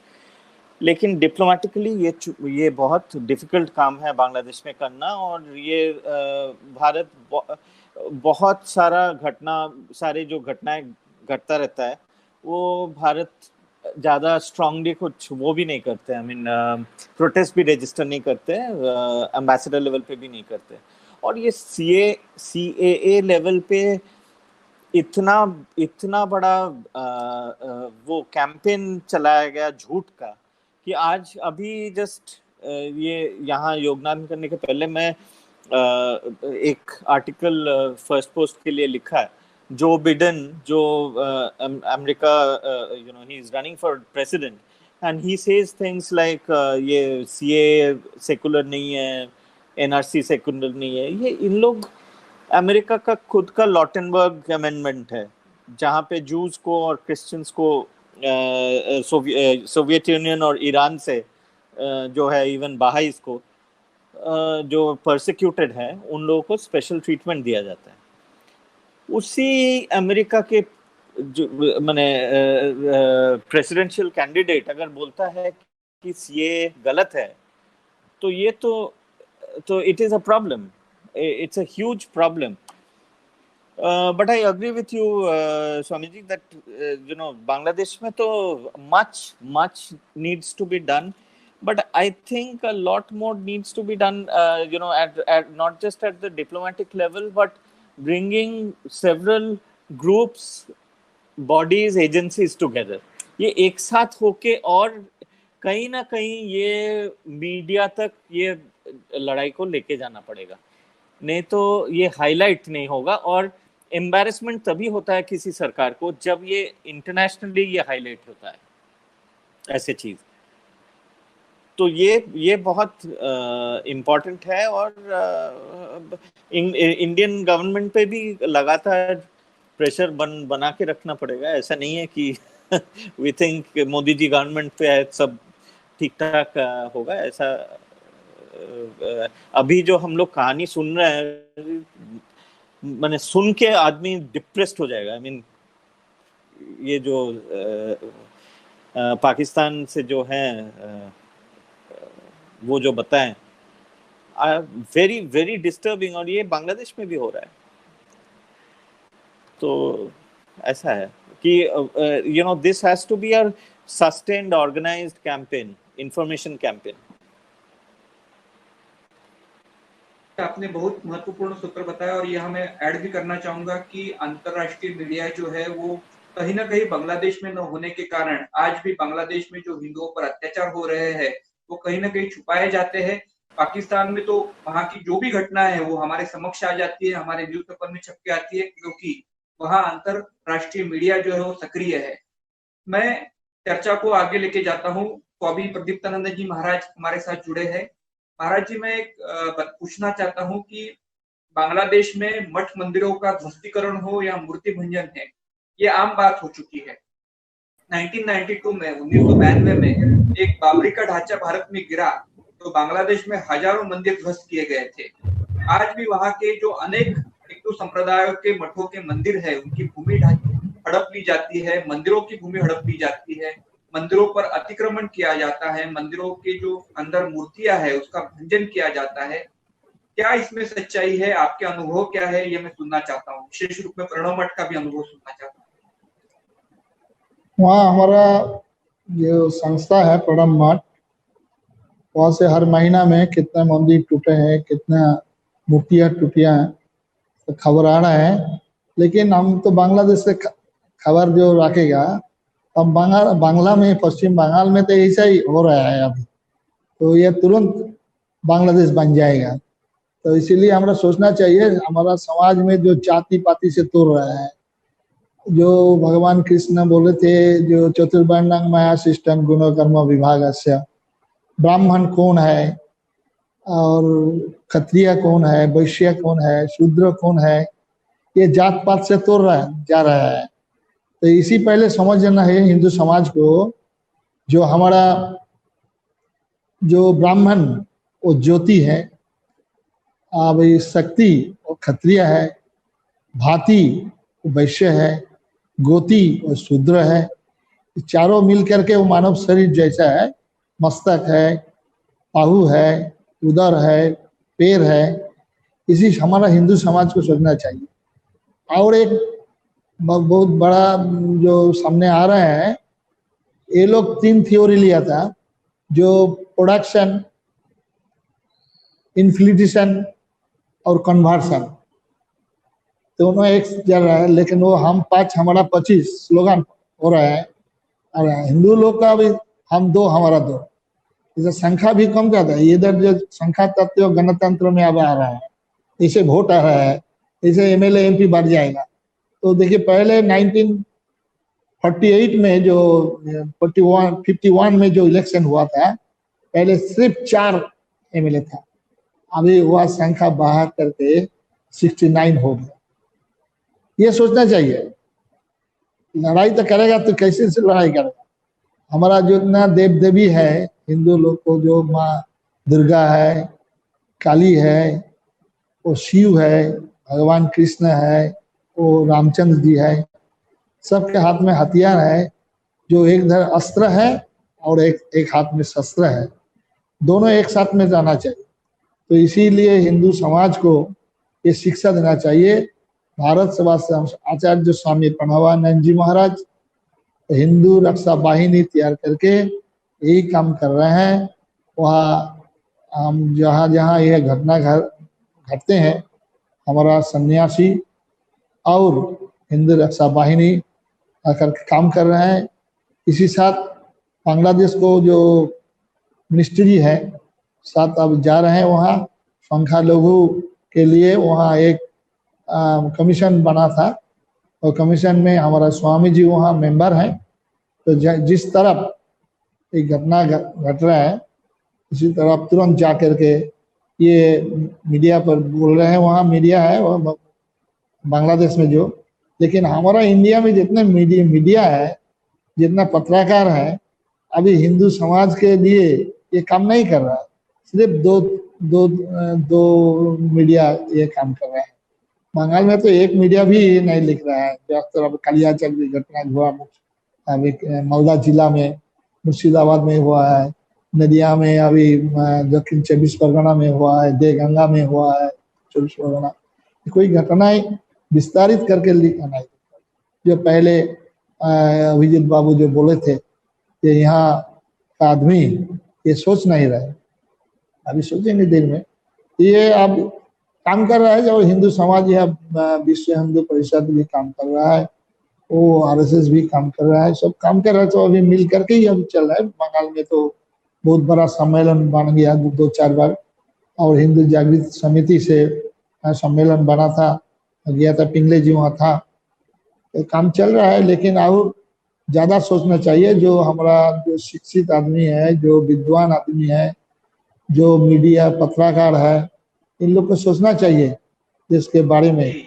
अभी इतना selfish है हमारा समाज, अपना लेकर के ही व्यस्त हो रहा है।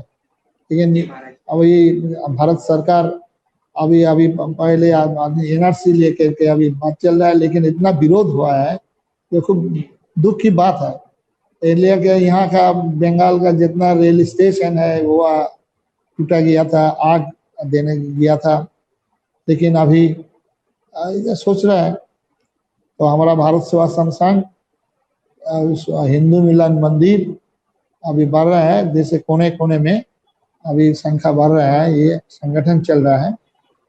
ठीक है, बहुत बहुत अभी बधाई दे रहा है। इसी बात करके मेरे वाणी विराम दे रहा है। नमस्कार। मैं बताना चाहूंगा कि बांग्लादेश में जो परिस्थितियां है वो बहुत ही गंभीर है, और विशेष रूप में जो हमारे धार्मिक स्थल है, हमारे संप्रदाय के स्थल है, वो संकट में है। और ये भी बताना चाहूंगा कि मंदिरों की और संप्रदायों की जो मठ है, उनकी भूमि कहीं ना कहीं तो हड़प ली जाती है। वहां आक्रमण किए जाते हैं, आश्रमों पर आक्रमण किए जाते हैं, मंदिरों का मूर्ति भंजन किया जाता है, और ये इसलिए किया जाता है कि श्रद्धा का हनन हो और वहां का हिंदू खत्म हो।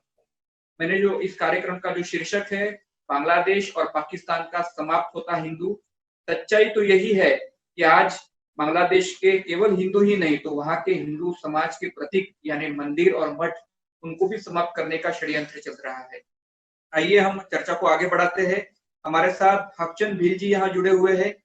भागचंद जी, मैं पूछना चाहूंगा कि अभी जय आहूजा जी ने हमें बताया कि एक दर्दनाक अनुभव उन्होंने बताया एक 12 साल की बेटी का, लेकिन पाकिस्तान से सिंध क्षेत्र जो है, वहां की छोटी उम्र की हिंदू युवतियों का जबरन धर्म परिवर्तन किए जाने की बहुत सारी घटनाएं पिछले कुछ वर्षों में सुनाई देती है। भारत के वर्तमान पत्रों में भी वो प्रकाशित होती है। वहां की न्यायपालिका, वहां की सरकार, वहां की सरकारी एजेंसियां इस विषय में पक्षपाती भूमिका लेती है, और इस घटना के कारण, इस प्रकार के अनुभव के कारण प्रतिवर्ष 1000 से अधिक जो हिंदू परिवार है वो पाकिस्तान से भारत आते हैं। तो मैं यह आपसे जानना चाहता हूं कि आपके अनुभव क्या है वहां की परिस्थितियां, और ऐसे कौन से कारण है कि जिसके कारण वहां का हिंदू भारत में पलायन कर रहा है। भागचंद जी।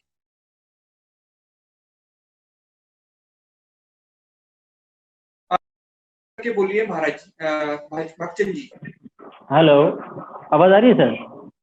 जी जी सर, स्थिति पिछले कई सालों से जो दिख रही है, तो उसमें यानी पूरा एक चेन सिस्टम बना हुआ है। जैसे एक तो पहले से ही यानी इस्लामी एक रियासत है, और जो पाकिस्तान का जो सिस्टम है, और जिस तरह से वो मुल्क आज़ाद एक बना अपने मुस्लिम मेजॉरिटी के हिसाब से, तो एक जैसे मेरी उर्दू स्ट्रांग है, इस्लामिक भी काफ़ी मैंने पढ़ी हुई है, वहाँ की मेरी सारी प्राइमरी एजुकेशन भी हुई है। तो पाकिस्तान का वो कहते हैं ना भाई, पाकिस्तान का मतलब क्या? तो पाकिस्तान का मतलब का वही कलमे भी आता है कि पाकिस्तान का मतलब क्या, कि ला इलाहा इल्लल्लाह और मोहम्मद रसूलुल्लाह। उसका यही एक छोटा सा यानी इंट्रोडक्शन। उसके बाद और अभी जो अपने हमारे प्रधानमंत्री पाकिस्तान के जो अपने इमरान खान, उनका भी यही कहना है कि मैं उसको जो रियासत मदीना बनाना चाहता हूँ। तो इस तरह की जो चीज़ें हैं, उसमें आप अंदाज़ा लगाइए कि किस तरह से बेचारा एक हिंदू सर्वाइव करेगा, जिसकी पूरी एक चैन बनी हुई है नीचे से लेकर ऊपर तक। पूरा एक जो है एस्टेब्लिशमेंट और पुलिस एजेंसियां, और उसके बाद जो भी हैं, जो इनके धर्म गुरु, जो यानी मजहबी जो जैसे कहें कॉन्ट्रैक्टर हैं, वो हैं। एक हाई लेवल के जो इदारे चल रहे हैं पूरे सिंध में, कम से कम 4 से 5 है, और जिनको भी पूरी यानी पाकिस्तान की एस्टेब्लिशमेंट है वो ही सपोर्ट कर रही है। और वही लोग जो इतने बड़े इदारे चला रहे हैं, उसको उसके जो वो खुद ही सांसद है, वो खुद ही ऐवानों में जाते हैं, तो आप बताइए कि अभी उसमें यानी हिंदू को क्या यानी कि किस तरह का बेनिफिट मिलेगा या किस तरह का राइट मिलेगा। तो कंडीशन सारी ये है कि आए दिन यानी जो एवरेज तो है यानी एक साल में 1000 से ज्यादा, तो मेरा ख्याल है ये तो रिकॉर्ड में आती है, लेकिन ऑफ द रिकॉर्ड तो पता नहीं कितनी ऐसी बच्चियां हैं जो आए दिन उठती हैं, जबरन उनका जो है परिवर्तन होता है, वो रिकॉर्ड भी नहीं आते। और बहुत सारे ऐसे परिवार हैं जो सिर्फ अपने यानी पारिवारिक अपने ईगो और उसके अपने मान सम्मान को लेकर वो कभी इस तरह के जो केसेस हैं अगर हो भी जाते हैं तो वो भी यानी शो नहीं करते। तो इस तरह की सिचुएशन है। और यानी इवन जो भी ऐसा कोई केस आता है, पिछले भी यानी ये लॉकडाउन में भी काफी केस हुए ना, कि इससे पहले लड़काना में भी हुआ, कुछ अपना हाला में भी एक बच्ची का केस हुआ। उसमें कंडीशन ये है कि अगर कुछ लोग यानी जीए सिंध के जो सूफी अजम से रिलेटेड यानी अपने जो तरक्की पसंद के हैं या जो सिंध एक्टिविस्ट के हवाले से जो है लोग जैसे फयाज लतीफ अली जो है, तो इस तरह के वो आवाज़ें उठाते हैं, लेकिन जो मुलायत है जो बिल्कुल ही हावी है, मौलवी है जो बिल्कुल ही हावी है, तो उनकी वो बात यानी चलने भी नहीं देते। उनका जो पूरा जो सपोर्ट करती है पूरी यानी ब्यूरोक्रेसी और पूरा यानी एस्टेब्लिशमेंट करता है, तो उनकी बात भी दबाई जाती है। तो इस तरह से एक बच्ची बेचारी जिसको इस तरह का एक हाई लेवल किया जाता है, तो किसी रियल जो एक्सप्रेशन है वो कभी यानी मीडिया पे भी नहीं लाती, और ये नहीं दिखावे के लिए मीडिया पे भी लाते भी हैं, तो आप उनका बयान तो 164 कर देती है, लेकिन आप उसका अगर फेस एक्सप्रेशन आप देखेंगे, अंदाजा लगाएंगे, बहुत ऐसे महान लोग हैं जो आइडिया लगा लेंगे उसमें, तो उसका फेस एक्सप्रेशन भी बता देगा कि वो किस परिस्थिति से गुजर रही है और किस तरह का जो प्रेशर है उसके। तो ये सिचुएशन है सारी। तो आए दिन इस तरह का जो सिस्टम है, हालांकि उसमें भी जो हाई प्रोफाइल केस जो होते हैं, जो अपर कास्ट लोग हैं जो यानी कि सक्षम हैं फाइनेंशियली वगैरह, उनके तो केसेस हाईलाइट हो जाते हैं। जैसे रिंकल कुमारी का 2013 में हुआ, जब मैं भी कराची में था। यानी आप उस मियाँ मिठू को आप देखें तो उसकी पूरी फोर्स वगैरह, तो यानी डबल कैबिन जो गाड़ियां होती हैं असले से लेस पूरा यानी सिस्टम, उनके बॉडीगार्ड्स वगैरह, तो कोई भी एक बंदा यानी कोई सोशल बंदा उसके सामने यानी कोई ऐसी बात नहीं रख सकता या उसका कोई विरोध नहीं कर सकता। हर एक को अपना अपना जो है अपने बच्चों का और अपना सिक्योरिटी के हवाले से सवाल होता है, और खुद परेशान होते हैं बेचारे वो, लेकिन खुल के कह भी नहीं पाते। तो इस तरह की सिचुएशन है जी। जी जी जी हेलो, जय आहूजा जी के पास मैं जाना चाहूंगा। जय आहूजा जी, मुझे एक पूछना है आपको कि जो शरणार्थी पाकिस्तानी हिंदुओं की सुविधा के लिए हमारी सरकार ने सीए कानून बना है, तो सीए कानून बनने के बावजूद भी आज भी यह पुनर्वास का जो कार्य है वो आसान नहीं है। आप पाकिस्तान से जो भागकर आए परिवारों का पुनर्वास का कार्य कर रहे हैं, आपके सामने ऐसी कौन सी चुनौतियां हैं कि जो आज भी फुलफिल नहीं हो रही है? जी चेतन जी, सर्वप्रथम तो सबसे बड़ा प्रश्न तो ये है कि वो वहां से निकले कैसे। वो कोई बॉर्डर फ्रेंच क्रॉस करके और सिक्योरिटी एजेंसीज की मदद से कुछ जो एक शब्द चलता है ना हमारे यहाँ, जुगाड़ से भारत नहीं आ सकते। वीजा लेके आना एकमात्र विकल्प है पाकिस्तान के हर हिंदू के लिए, और उस वीजा लेके आने की प्रक्रिया इतनी क्लिष्ट है कि भारत का नागरिक उनको जब तक स्पॉन्सरशिप डॉक्यूमेंट यानी कि उनके लिए जमानत का कागज भर के यहाँ से नहीं भेजेगा कि मेरी जिम्मेदारी पे इनको वीजा दे दीजिए, तब तक वीजा की एप्लीकेशन लगाना भी संभव नहीं है भारतीय दूतावास इस्लामाबाद में। फिर दूरी बहुत है, कराची से 1500 किलोमीटर इस्लामाबाद है। इंटीरियर सिंध का आदमी इतनी सप्रेस्ड स्थिति में, इतनी प्रताड़ित स्थिति में है कि वो अपने सुरक्षा के भय से कभी अपने कस्बे से बाहर नहीं निकलता, गांव से बाहर नहीं निकलता, तो वो वहां तक पहुंचे कैसे? और फिर इस कागज के बाद में भी इतना सहज नहीं होता। वो लोग इस कागज को, जैसे मान लीजिए किसी के लिए मैंने गारंटी अपने किसी मित्र के लिए लिख के भेज दी, तो वो कागज सारे के सारे स्कैन होके और दिल्ली आते हैं विदेश मंत्रालय में। विदेश मंत्रालय के सचिव भेजते हैं उसको गृह मंत्रालय के सचिव को, गृह मंत्रालय के सचिव भेजते हैं अपने अंडर सेक्रेटरी को, वो सेक्रेटरी साहब इसको भेजते हैं आईबी के मुखिया को, और इंटेलिजेंस ब्यूरो के मुखिया उसको भेजते हैं स्थानीय कार्यालय में। जैसे मैंने किसी की जिम्मेवारी ली है तो उसके लिए वो जयपुर भेजेंगे। जयपुर में एक आईबी का अधिकारी नियुक्त किया जाएगा जो ये जांच करेगा कि मैं राष्ट्र विरोधी गतिविधि में तो नहीं हूं और मैं समाज विरोधी गतिविधि का हिस्सा तो नहीं हूं। यदि मेरी वेरिफिकेशन यहां से ठीक जाएगी, मेरी जांच पक्ष में जाएगी, तो मेरे व्यक्ति के वीजा की एप्लीकेशन तय होगी। उसमें भी 2000 वीजा प्रति माह का कोटा है। उसमें ऐसे मुसलमानों को भी वीजा दिया जाता है जिनको भारत अपने रिश्तेदारों से मिलने आना है, किसी व्यापार के लिए आना है या जियारत करने के लिए आना है। उसमें हिंदुओं को भी वीजा दिया जाता है जो सिर्फ अस्थि विसर्जन या धार्मिक रीति रिवाज के लिए भारत का शॉर्ट टर्म वीजा लेते हैं। और उसमें ऐसे हिंदुओं को भी वीजा एप्लीकेशन होता है जिनके साथ ऐसी घटनाएं हो गई हैं कि जो पाकिस्तान में एक क्षण भी रहना नहीं चाहते और उनके पास में कोई ना कोई भारत का स्पॉन्सर है। तो ऐसे वीजा 500 हमने बड़ी मुश्किल से प्रयास करके 500 लोगों को 8 मार्च तक प्रति माह पिछले 1 वर्ष से निकाल रहे थे पाकिस्तान से। तो ये एक बहुत ही गंभीर विषय है। भारत सरकार ने जो सीए का कानून लाया है, इसके लिए तो हमारा हृदय से माननीय प्रधानमंत्री जी को, माननीय गृह मंत्री जी को और समस्त भारत सरकार को, माननीय राजनाथ सिंह जी को बहुत अभिनंदन है, बहुत सम्मान है, उनको बहुत नमन है। लेकिन 10,000 वीजा प्रति माह का कोटा होना चाहिए, ऐसी हमारी अभी मांग है भारत सरकार से। आप लोगों के माध्यम से, आपके मंच के माध्यम से भी मैं ये मांग करना चाहूंगा कि वहां पे लोग सड़ रहे हैं, वहां हमारी बच्चियां रोज उठ रही हैं, वहां पे प्रतिदिन 4 बच्चियां तो रिकॉर्डेड है जो कि एफआईआर दर्ज होती हैं, उठाई जाती हैं जिहादियों द्वारा। और जहां 9 साल से लेके 15 साल तक की बच्चियों को उठा के उसी दिन उनका धर्मांतरण कर दिया जाता है, वहां पे कोई परिवार कैसे रह सकता है? ये बड़ा गंभीर विषय है। और आने के बाद जो पुनर्वास का विषय है उसके लिए भी सरकार की ओर से कोई साधन सहायता नहीं मिलती है, क्योंकि ये लोग फॉरेनर्स हैं, इनके लिए कोई हेल्थ कार्ड नहीं है जैसे आयुष्मान भारत या राजस्थान में होता है। तो उसमें ये लोग एंटाइटल्ड इसलिए नहीं है क्योंकि ये विदेशी नागरिक हैं। इनके किसी भी सरकारी कॉलेज में नहीं पढ़ सकते क्योंकि ये विदेशी नागरिक हैं। बच्चे में क्षमता है, बच्चा मेरिटोरियस है, तो भी उसको सरकारी कॉलेज में अनुमति नहीं मिलती है। इस प्रकार के विषयों को बहुत जूझना पड़ता है हमें, इस प्रकार के विषयों से बहुत दिन रात हमें लड़ना पड़ रहा है। कुछ बातें बहुत गंभीर रूप से सरकार ने हमारी मानी है, जैसे एमबीबीएस में एडमिशन के लिए जो अफगान कोटा था उसको भारत सरकार ने विस्थापित हिंदू भाई बहनों के लिए खोल दिया। हमारे बांग्लादेशी भाई बहन चाहें तो वो भी इस पे प्रयास करें मिलकर, तो ये कोटा उनके लिए भी खोला जा सकता है। पर पाकिस्तानी हिंदुओं के लिए अफगान कोटे में कॉलेजों में आवेदन करके और एमबीबीएस कराई जा सकती है। हमारे कुछ 9-10 बच्चे इस समय तक एमबीबीएस में जो है आवेदन लगा करके और अनुमति प्राप्त करके और पढ़ाई करना शुरू कर चुके हैं। दूसरा विषय है कानूनी विषय।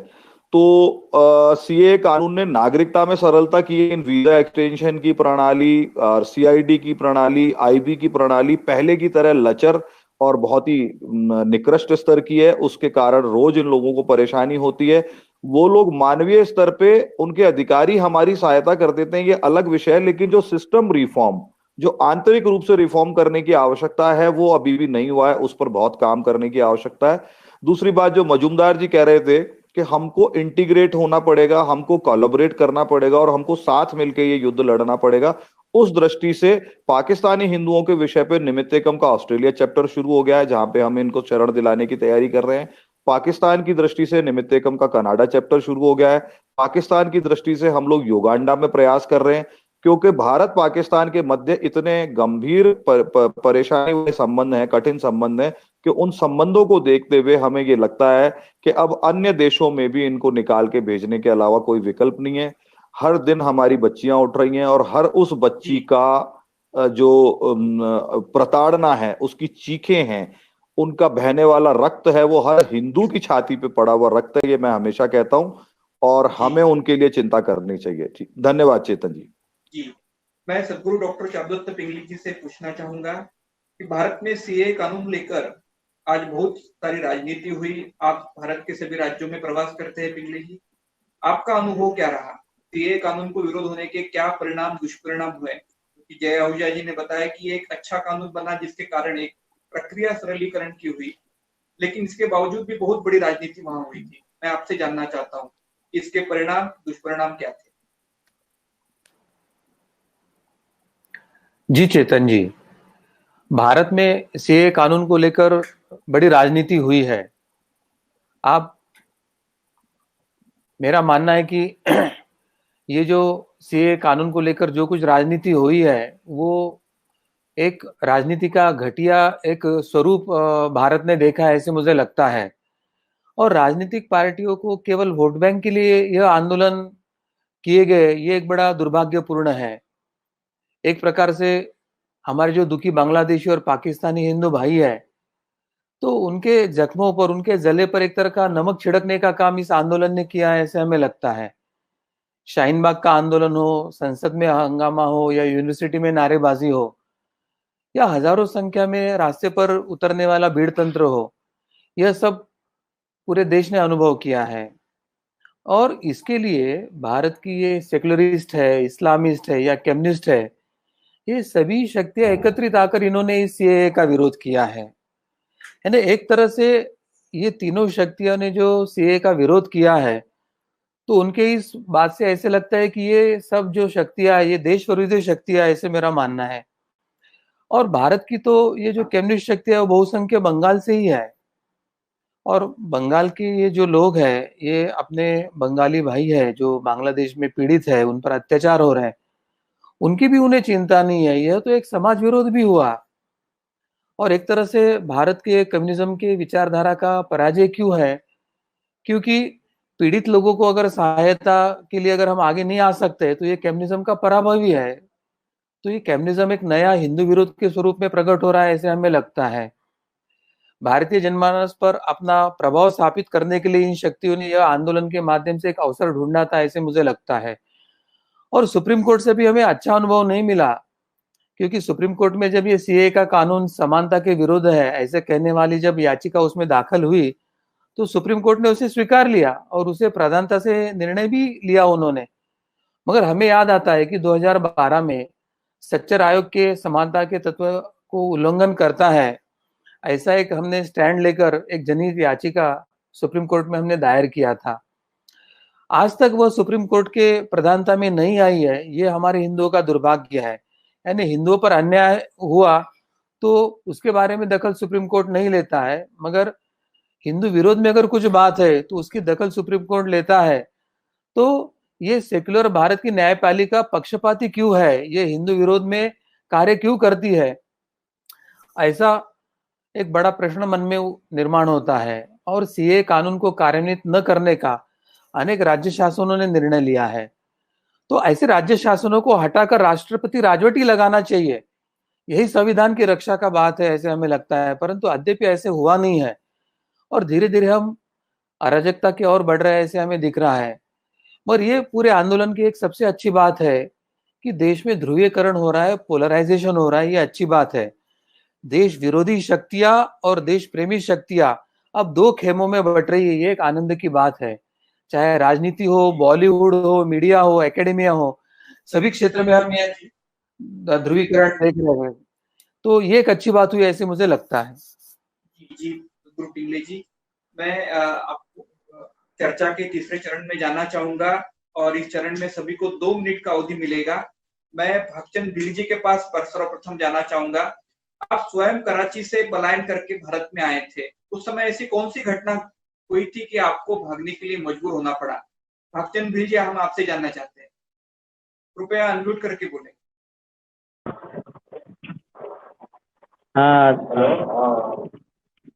ये सर घटना 2009 की है। तो उसमें सिंपल सा यही कहना है कि कोई भी प्रॉपर्टी हो या कोई भी ऐसा काम जिसमें कोई भी छोटी मोटी कोई इंडस्ट्री हो या ऐसा कोई काम धंधा जिसमें अगर जहाँ पर सिर्फ अपने हिंदूज की मेजॉरिटी होती है, पूरा स्टाफ अगर हिंदूज का होता है, तो वो भी एक प्रॉब्लम है। जैसे आपने सरी अपना, जिसमें मैं कहना चाहूँगा जय भाई साहब भी साथ हैं, तो इनकी बाकियात अभी भी वहाँ पर बाकी हैं। बेचारे सिंधी बड़े हाई लेवल के जो फाइनेंशियली बड़े यानी वेल साउंडेड है, तो वो मोस्टली जो सिंध में यानी कि सरी, थानो, बुला खान उसी में रहते हैं। तो उनके जितने भी कॉन्ट्रैक्ट, जितनी भी फैक्ट्रियाँ वगैरह जो भी हैं, तो उसमें उनको ना चाहते हुए भी वहाँ के जो मुस्लिम समुदाय हैं और उनके यानी अपने पार्टनर यानी बिजनेस पार्टनर रखने पड़ते हैं। जिस तरह से सिमिलरली कराची में भी इस तरह का जो बिजनेस सारा सिस्टम है उसमें उनको ना चाहते हुए भी उन लोगों को साथ रखना पड़ता है, जिस तरह से वो उनका काम धंधा सेफ एंड सिक्योर वे से चल सके। तो इस तरह से, और जहाँ पर मैं काम कर रहा था यानी पूरा स्टाफ यानी मेडिकल एक सेंटर था SKG, यानी उसका मुर्शिद SKG हॉस्पिटल, साईं कपिल गर्ग एक अपने हिंदू है, अपने वहाँ के महाराज हैं, उनके नाम से था। तो उसमें सारा स्टाफ ऊपर से लेकर सारा सर्जन से लेकर पूरे नई नर्सिंग स्टाफ से सारे हम ही थे। तो उसमें सिर्फ एक सिंपल सा ये बस यही है कि बस भाई आप हिंदू हो और इतनी मेजॉरिटी आप ज़्यादा एक्स्ट्रा चार्ज लेते हैं, ये किसी तरह से का भी यानी ब्लेम लगाकर और यानी इस बात तक के उन्होंने फायर कर दिए। मुझे एक जो गैंगस्टर था मुन्ना मोबाइल, वो मैं कोशिश करता हूँ कि शायद अखबार की कटिंग वगैरह भी मिल जाएगी तो वो भी मैं शो करूँगा। और काफ़ी जो FIR वगैरह कराई थी सामने वाली पार्टी पे, तो वो भी काफ़ी मेरे पास पड़ी हुई है अभी। तो इस तरह की सिचुएशन, फायर कर दिए उन लोगों ने छोटी सी बात पर, और 2 फायर मुझे लगे और 1 फायर मेरे छोटे भाई को भी लगा, उसकी टांग में फ्रैक्चर हो गया था। तो ये कंडीशन है। तो इस तरह के हालात देखकर और फिर मैंने तो यही प्लान किया कि यहाँ तो सर्वाइव करना बहुत ही मुश्किल है। तो इस तरह से ये सारी चीज़ें देखते हुए और हमने प्लान कर दिया और 2014 में मैं भारत आ गया अपने परिवार को लेकर। हम सब सोच सकते हैं कि भागचंद गिल जी पर उस समय क्या गुजरी होगी, पूरा परिवार को लेकर उन्हें भारत में आना पड़ा। जिस प्रकार से फायरिंग हुई, जिस प्रकार से उत्पीड़न किया गया, उससे समझ में आ सकता है कि वहाँ के हिंदुओं पर क्या गुजर रही है। मैं जय आहूजा जी के पास जाना चाहूंगा। आहूजा जी, मैं पाकिस्तानी हिंदुओं के संदर्भ में उनकी रक्षा के लिए, उनकी सहायता के लिए आज भी CAA कानून उपयुक्त है जो आज बना हुआ है, या और भी कुछ भारत सरकार के द्वारा प्रयासों की आवश्यकता है, ऐसे आपको लगता है? आहूजा जी। जी चेतन जी, सर्वप्रथम तो ये समझना पड़ेगा कि CAA के बारे में जो झूठ बोला जा रहा है उस झूठ को जो है सामने लाना बहुत आवश्यक है, उस असत्य को नग्न करना आवश्यक है। ये कहा जा रहा है कि मुस्लिम विरोधी कानून है, तो भारत की पहली सरकार, चुनी हुई सरकार 1952 में जो आई थी, जिसके प्रधानमंत्री श्री जवाहरलाल नेहरू थे, उनके समय में 1953 में एक पार्लियामेंट्री बोर्ड बनाया गया। पार्लियामेंट्री बोर्ड बनाने का कारण क्या था? 1950 के नेहरू लियाकत समझौते में दोनों देशों के प्रधान और पूरे के पूरे प्रतिनिधि मंडल ने यह तय किया कि हम अपने अपने अल्पसंख्यकों की सुरक्षा करेंगे, उनकी सहायता करेंगे और अपने देश के अंदर अल्पसंख्यकों का पुनर्वास करेंगे। फिर भी यदि कोई अल्पसंख्यक जाकर के दूसरे हिस्से में रहना चाहे अविभाजित भारत के, जैसे भारत का कोई मुस्लिम पाकिस्तान जाना चाहे या पाकिस्तान का कोई अल्पसंख्यक भारत आना चाहे, तो दोनों देशों की ये उत्तरदायित्व है कि वो प्राथमिकता पे शरण देंगे इस आधार पे, और उनको प्राथमिकता पे नागरिकता देंगे और शरण देनी ही पड़ेगी, ये अनिवार्य विषय रखा गया था। इसी आधार पे 1953 के पार्लियामेंट्री बोर्ड ने जो कानून बनाया उसमें सेक्शन 51A में पाकिस्तान से विस्थापित हिंदुओं को 7 वर्ष में नागरिकता दी जाएगी और सेक्शन 61 में साधारण फॉरेनर को 12 वर्ष में नागरिकता दी जाएगी, ये तय हुआ। लेकिन इसमें साथ में यह भी कहा गया कि यह लाभ केवल उन लोगों को मिलेगा, उन अल्पसंख्यक पाकिस्तानी व्यक्तियों को मिलेगा जिनका स्वयं का जन्म या पिता का जन्म 1947 से पूर्व हुआ है। तो लाभार्थियों में कोई परिवर्तन नहीं है, सिर्फ 1947 का राइडर हटा करके 7 वर्ष को 5 वर्ष कर दिया गया है। तो जो भी व्यक्ति ये कहता है एंटी मुस्लिम है, तो इससे बड़ा कोई झूठ नहीं हो सकता। इसके पूरे प्रामाणिक दस्तावेज उपलब्ध हैं और हम लोग ये अलग अलग मंचों पे कहते आए हैं कि इस वामपंथी झूठ को बेनकाब हिंदू जब तक अध्ययन नहीं करेंगे तब तक नहीं कर सकते। ये अधिकार मिला है, ये कृपा हुई ईश्वर की और अधिकार दिया मोदी सरकार ने, इसमें कोई दो राय नहीं है। केवल एक बदलाव के द्वारा थोड़ा सरलीकरण कर दिया गया। नमस्कार, धन्यवाद। मैं स्वामी प्रदीप्तानंद जी महाराज जी के पास जाना चाहूंगा। महाराज जी, बांग्लादेश से जो प्रधान होने वाला हिंदू है उसके विषय में आप क्या बताना चाहेंगे और सरकारों के द्वारा आप क्या अपेक्षा करें? आपके पास केवल 2 मिनट।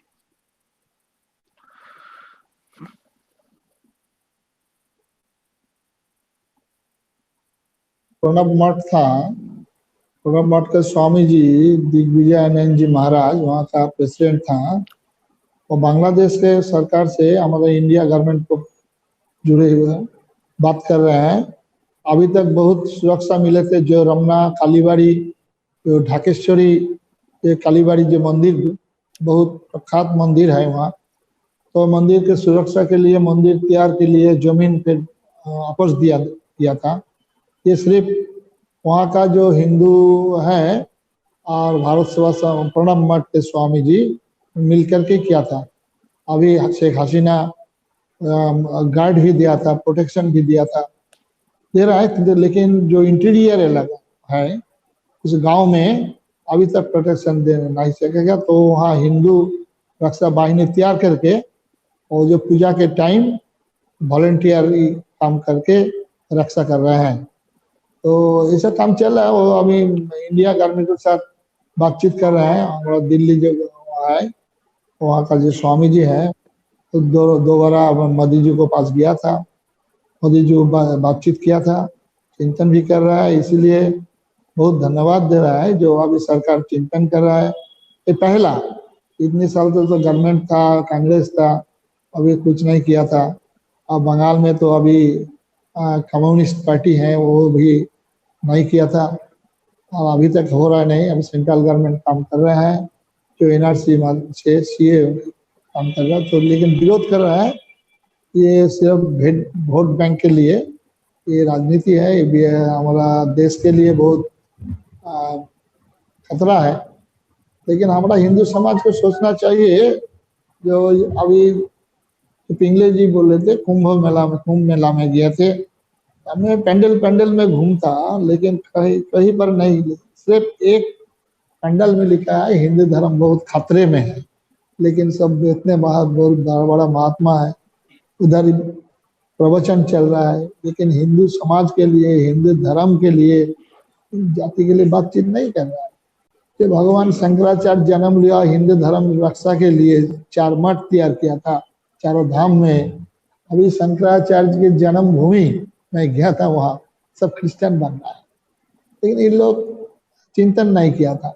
अभी हिंदू जागृति समिति से, विश्व हिंदू परिषद से अभी काम चल रहा है, लेकिन तुरंत होना चाहिए। लेकिन इसलिए अभी सरकार को पास जाना चाहिए, जितने प्रतिनिधि जाएगा। जो अभी उत्तर प्रदेश में जोगी जी काम कर रहा है, ये देखिए, तो ऐसा पॉलिटिक्स में आना चाहिए। जो हिंदुत्ववादी आएगा, तो अभी तो हिंदू धर्म में कभी अभी हमारा जो मंत्र है, हमारा जो ध्यान है, यहाँ तो कोई जो काफिर नहीं है, हमारा कोई काफिर नहीं, हिदेन नहीं। या बोल रहा है श्रीनंत विश्व अमृतस्व पुत्रः, ये हिंदू धर्म के फिलॉसफी है ना।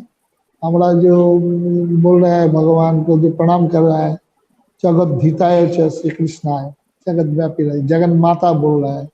हमारा विश्वनाथ, सारा विश्व के सृष्टा बोल रहा है विश्वनाथ, जगन्नाथ, जगत के नाथ ये जगन्नाथ है। और वो लोग तो देश के 2 भाग किया था। वो अभी हिंदू और मुस्लिम 2 जाति है, मानव समाज को बांटा है, 2 भाग से बांटा है, पाक भूमि नापाक भूमि, ऐसा किया था। लेकिन अभी बहुत अच्छा कार्यक्रम किया था, इसी से सबके मैं सुना था। अभी अब प्रचार हो गया, लिपलेट छपा करके, मैं वही हम किताब छपा था जो इस्लाम और विश्व शांति और उद्वास्तु लेकर के जो बांग्लादेश में आ रहे हैं, ये तो शरणार्थी है, शरणार्थी है ना ये। हाँ, ये बहुत सोचना चाहिए। शरणार्थी अलग है, अनुप्रवेशकारी अलग है, और ये उल्टा प्रचार कर रहे हैं यहाँ। शरणार्थी जो हिंदू समाज बोले थे पहले, हमारा रक्षा मंत्री जो धर्म के रक्षा के लिए उत्पीड़ित होने के लिए देश में आ रहा है, वो इंडिया गवर्नमेंट उसको सपोर्ट करेगा, इंडिया गवर्नमेंट उसको रहने की व्यवस्था करेगा। जो कश्मीर से पंडित जी आए, वहाँ से विताड़ित होकर के आए, या शेल्टर देना चाहिए। जिसे हम लोग विनती कर रहा है, बहुत बहुत बधाई आपको, धन्यवाद है आप ये कार्यक्रम करने के लिए। नमस्ते। नमस्ते। चर्चा के समापन के पूर्व मैं सदगुरु डॉक्टर चारुदत्त पिंगले जी को पूछना चाहूंगा कि आप पाकिस्तानी और बांग्लादेशियों हिंदुओं के भविष्य के विषय में क्या बताना चाहेंगे। सदगुरु डॉक्टर चारुदत्त पिंगले जी।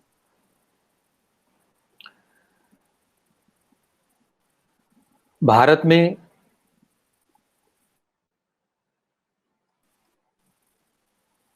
ये जो बांग्लादेशी और ये हमारे भाई है पाकिस्तानी जिन पर ये अनन्य अत्याचार हो रहे हैं, तो इसका निषेध अभी सभी क्षेत्र से होना चाहिए, क्योंकि काल की गति अभी बड़ी गहन है। विश्व पर तीसरा विश्व युद्ध के बादल छाए हुए हैं। भारत में अभी विश्व युद्ध को देखकर चीनी वस्तु की बहिष्कार की घोषणाएं होने लगी है, और अभी चीन ने बांग्लादेश के जो उनके एक्सपोर्ट ड्यूटी है उसमें से 97% ड्यूटी हटा दिया है। तो इससे यह स्पष्ट बात है कि अब चीनी वस्तु बांग्लादेश के माध्यम से भारत में आएगी।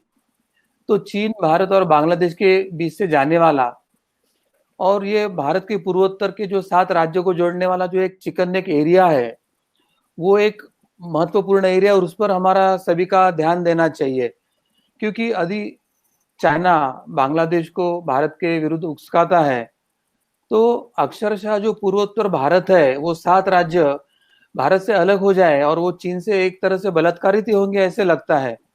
इसलिए भारत की सरकार वर्तमान में बांग्लादेश से मित्रता चाहती है, परंतु काल अभी करवट बदल रहा है। इसलिए बांग्लादेशी हिंदी भाइयों को मैं एक ही आह्वान करना चाहूंगा कि यदि वो अपना भविष्य वहां पर नहीं दिखाई दे रहा है तो कृपया आप मातृभूमि को त्याग कर भारत भूमि में आए। भारत में आज की स्थिति में जो कुछ राज्यों में सीए कानून कार्यान्वित हुआ है उसका लाभ वे उठाए, क्योंकि आने वाले काल में सबसे पहले हिंदुओं को स्वयं की रक्षा करना आवश्यक है। युद्ध में हम साथ साथ होंगे, अंतर्गत भी हमें सुरक्षा करनी पड़ेगी, बाहर भी लड़ना पड़ेगा, और पुनश्च हम अपने मातृभूमि में आने वाले समय में जा सकते हैं।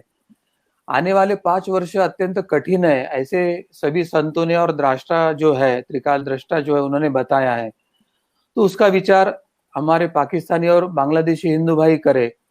हम सुरक्षित रहे, आने वाले संकट काल को हमें मुंह देना है, संगठित होकर मुंह देना है, और ये समस्या छुड़ाने के लिए भारत में हम सभी संगठित होंगे, एक व्यासपीठ पर आएंगे और ये समस्या के लिए हम एकजुट होकर लड़ा देंगे।